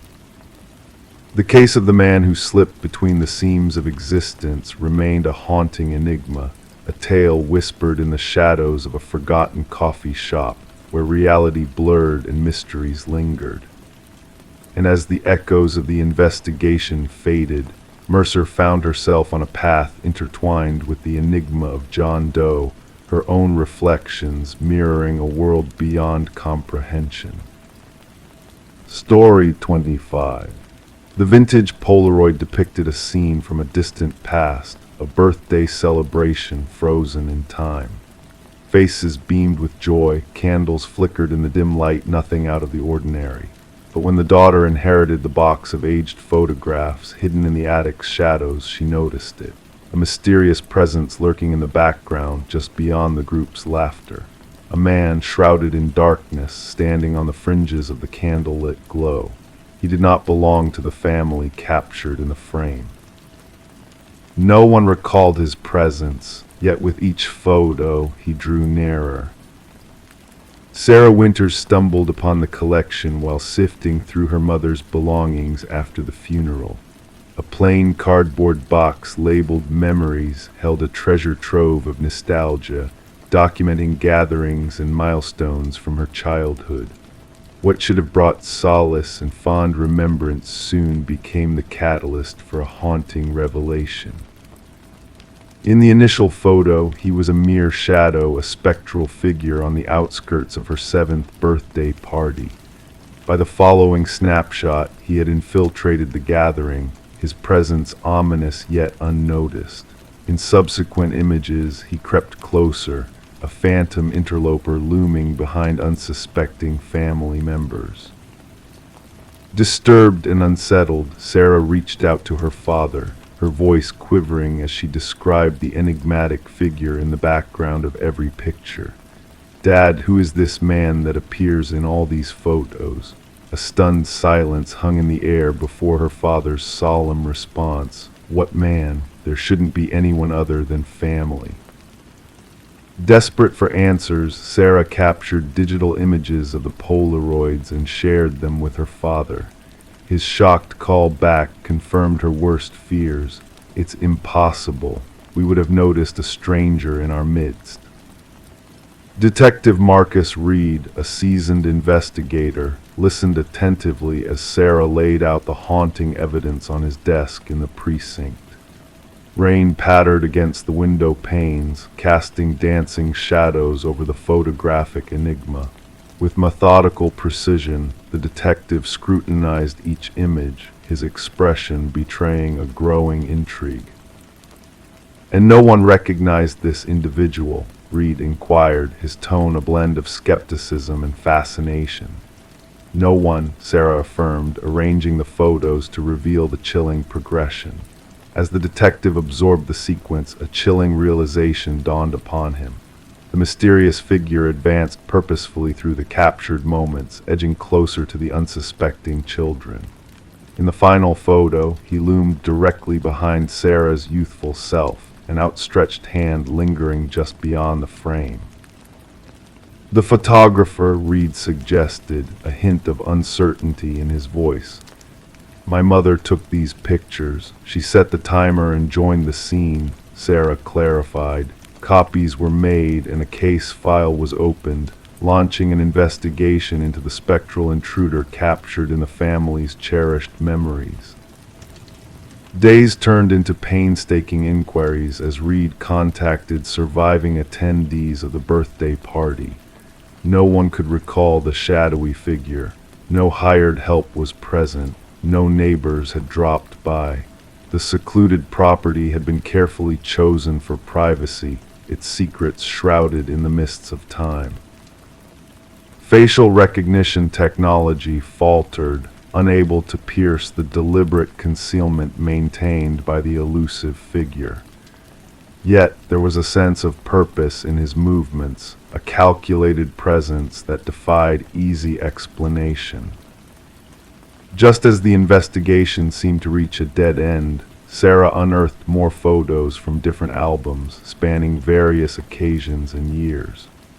The enigmatic figure persisted, a silent specter haunting the peripheries, unnoticed yet omnipresent. With digital enhancements, obscure details emerged: the scar on a wrist, a distinctive ring, a partial reflection that unveiled hidden features. A breakthrough came with the discovery of dental records. The teeth visible in the enhanced images matched those of Robert Keller, a maintenance worker linked to long cold cases of child abductions in the region. Keller, who had vanished after being questioned, had ties to the vacation property where Sarah's birthday had been celebrated. A chilling connection emerged, linking the shadowy figure to a series of unsolved disappearances. Authorities excavated Keller's former residence, unearthing chilling mementos buried beneath its foundations: a hair clip from a missing girl, a toy car belonging to a vanished boy, and a bracelet that Sarah recognized as her childhood possession. Pieces of a grim puzzle fell into place, revealing a dark history concealed beneath layers of time and secrecy. Alone in her apartment, Sarah pondered the revelations that had unraveled decades of concealed horrors. A call from the detective confirmed the identification of remains near one of the vacation properties, a grim closure to a chapter of unspeakable tragedy. The final birthday photo stared back at her, a tableau frozen in time, concealing the sinister presence that had haunted her family's celebrations. As families received answers long sought but never wished for, the shadow in the photographs emerged from obscurity, his malevolent legacy exposed to the light of justice. The unseen threat, captured in fleeting moments of joy, had finally been unmasked, a specter of darkness traversing through the tapestry of memories, leaving behind a trail of unspeakable sorrow. Gathering the photos, Sarah returned them to their box, now transformed into evidence of a macabre truth. In the stillness of the room, she contemplated the lingering echoes of the past, a cautionary tale of hidden figures who tread unseen through the corridors of memory, their presence a chilling reminder of the shadows that dwell within the recesses of time. Story 26, The Curious Mask. In the quiet twilight of a closing costume shop, where shadows danced among forgotten treasures, a woman's hand reached out to touch a mask long abandoned on a dusty shelf. Its delicate features held a lifelike quality that stirred both fascination and unease within her soul. As she placed it on the worn counter, the cashier hesitated, his voice barely a whisper, "That's not ours." Puzzled, she turned the mask in her hands, searching for a tag that was not there. With a shrug, she decided to bring it home, drawn to its mysterious allure. That night, as the world slumbered in peaceful ignorance, a soft sound stirred her from dreams, a whisper like fabric shifting in the night. Her eyes fluttered open to behold a sight that chilled her to the core. The mask, once perched on the dresser, now sat upon her nightstand, its gaze fixed upon her, a silent sentinel in the darkness. This woman, known as Catherine Reed, would soon become a tragic enigma, a mystery that would echo through the annals of time. It was her neighbor who stumbled upon the scene, a borrowed book in hand, only to find the front door ajar, inviting the morning light to spill into the somber abode. Within the confines of that once serene space, Catherine lay motionless on the cold bedroom floor, the mask nowhere to be seen. Detective Morgan arrived, a figure of authority in a realm of shadows and unanswered questions. The shutter clicks of forensics cameras provided a haunting rhythm to the hushed voices that lingered in the air. No signs of forced entry, no obvious clues to unravel the enigma that surrounded Catherine's untimely demise. As the detective's keen eyes swept over the room, every detail became a piece of the puzzle, a fragment of a life now extinguished. An open drawer, a lipstick-stained water glass, mundane yet pregnant with significance in the absence of the woman who would never draw breath again. The medical examiner, a harbinger of grim truths, bent over Catherine's still form, his expression grave as he murmured, "Cause of death unclear at first glance. No visible wounds, no signs of struggle." He gestured to her frozen visage, etched with a terror that defied explanation. A life once defined by the appraisal of art now lay shrouded in mystery, as colleagues spoke of Catherine's discerning eye, her ability to unveil the truth hidden within the strokes of a painter's brush. Could this same keen perception have led her down a path fraught with darkness and dread? Security footage from the forsaken costume shop unveiled a peculiar moment of confusion, as the cashier's bewilderment at the sight of the mask hinted at a deeper unknown. The owner's denial only added layers to a narrative veiled in shadows and half-truths. The detective's journey led to the heart of the mystery, a shop stripped bare, an owner haunted by spectral memories of masks that defied explanation. Whispers of a collector's tragic demise lingered in the air, a specter of a past that refused to be forgotten. A breakthrough emerged from the depths of forensic analysis as microscopic fibers clung to Catherine's fingertips, a silent testimony to a struggle unseen. The lab technician's words hung heavy in the air, hinting at an otherworldly origin for these strange strands that defied classification. Records of past tragedies whispered of a pattern woven through time, each victim marked by the acquisition of a sinister mask, each death a chilling echo of the one before. An unsolved enigma that spanned decades, leaving a trail of terror in its wake. A retired detective, keeper of secrets long buried, shared a revelation that pierced the veil of the unknown. Ancient symbols hidden within the masks, a scholar's warning of a ritual steeped in darkness and the transference of souls across the abyss of time. In the shadows of Catherine's home, a journal lay hidden, its pages a testament to her descent into a realm of nightmares made flesh. Her final words spoke of a malevolent force that watched from the shadows, a mask that hungered for souls lost to its insatiable appetite. The detective pieced together fragments of truth, a mosaic of fear and despair that painted a portrait of horror beyond comprehension. The cause of death revealed in whispers of cardiac arrest, a heart stilled by the weight of unspeakable dread. Surveillance footage unveiled a spectral figure, a phantom draped in the mask of the fallen, moving with a macabre grace that defied the laws of nature. A being wearing the skin of another, a puppeteer pulling the strings of fate with a cruel and unseen hand.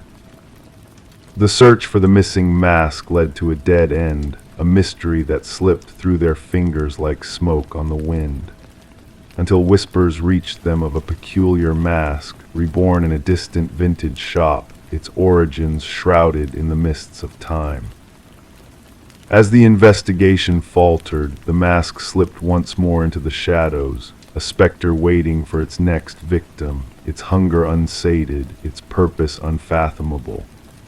The detective, haunted by the echoes of Catherine's fate, knew that the mask's legacy would endure, a curse that transcended the boundaries of life and death.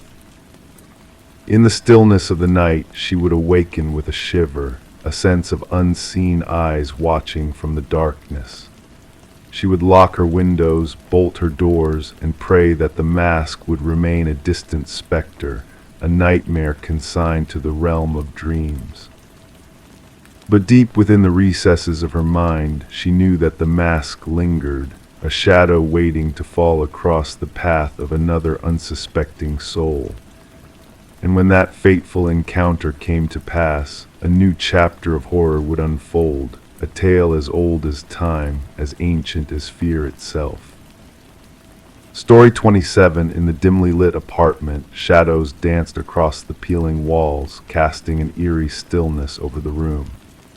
The aging heating system let out a low groan, a familiar sound that echoed through the pipes, creating a rhythmic symphony of creaks and rattles.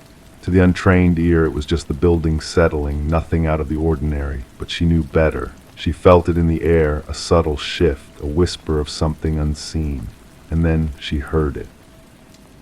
A voice, soft and distant, carried on a current of air that flowed through the dusty vents. It wasn't a mere echo of a neighbor's conversation or a passing sound of the city outside. No, this voice was different. It called out to her, a gentle beckoning that sent shivers down her spine. Pressing her ear against the cold metal grate, she strained to listen, her heart quickening with each word that reached her. "I know you can hear me," the voice whispered, a ghostly murmur that seemed to dance on the edge of reality. Detective Morgan Shaw stood in the center of the empty apartment, the silence heavy around her as she focused on the rusted vent cover that had been pried open. The forensics team moved with precision, their cameras capturing every detail of the scene. Alina Reeves, the missing woman whose fate had led them here, had vanished without a trace until the telltale scent had finally alerted the building manager. The discovery inside the ventilation system was beyond comprehension, a puzzle with pieces that refused to fit neatly together. Officer Patel recited the details from his notepad, recounting Alina's claims of hearing voices, her growing paranoia dismissed as mere quirks of an old building. But Shaw knew better as she knelt by the vent, tracing the frantic scratch marks left by desperate hands, the metal bearing witness to a struggle that had unfolded in silence. Alina, a kind-hearted teacher with a penchant for nurturing life in her small apartment, had fallen prey to a darkness that lurked within the very walls that surrounded her. Her fears, dismissed as figments of an overactive imagination, now whispered a chilling truth.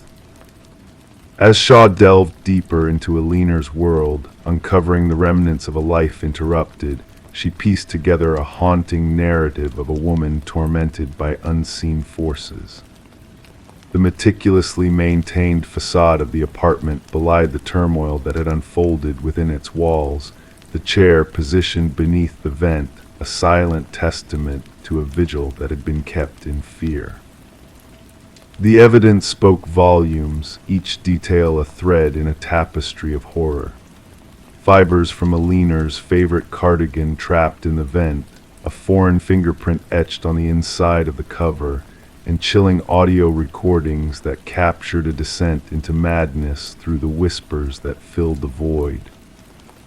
The building itself held secrets, a history tainted by the shadows of those who had come and gone, their stories lost to the passage of time.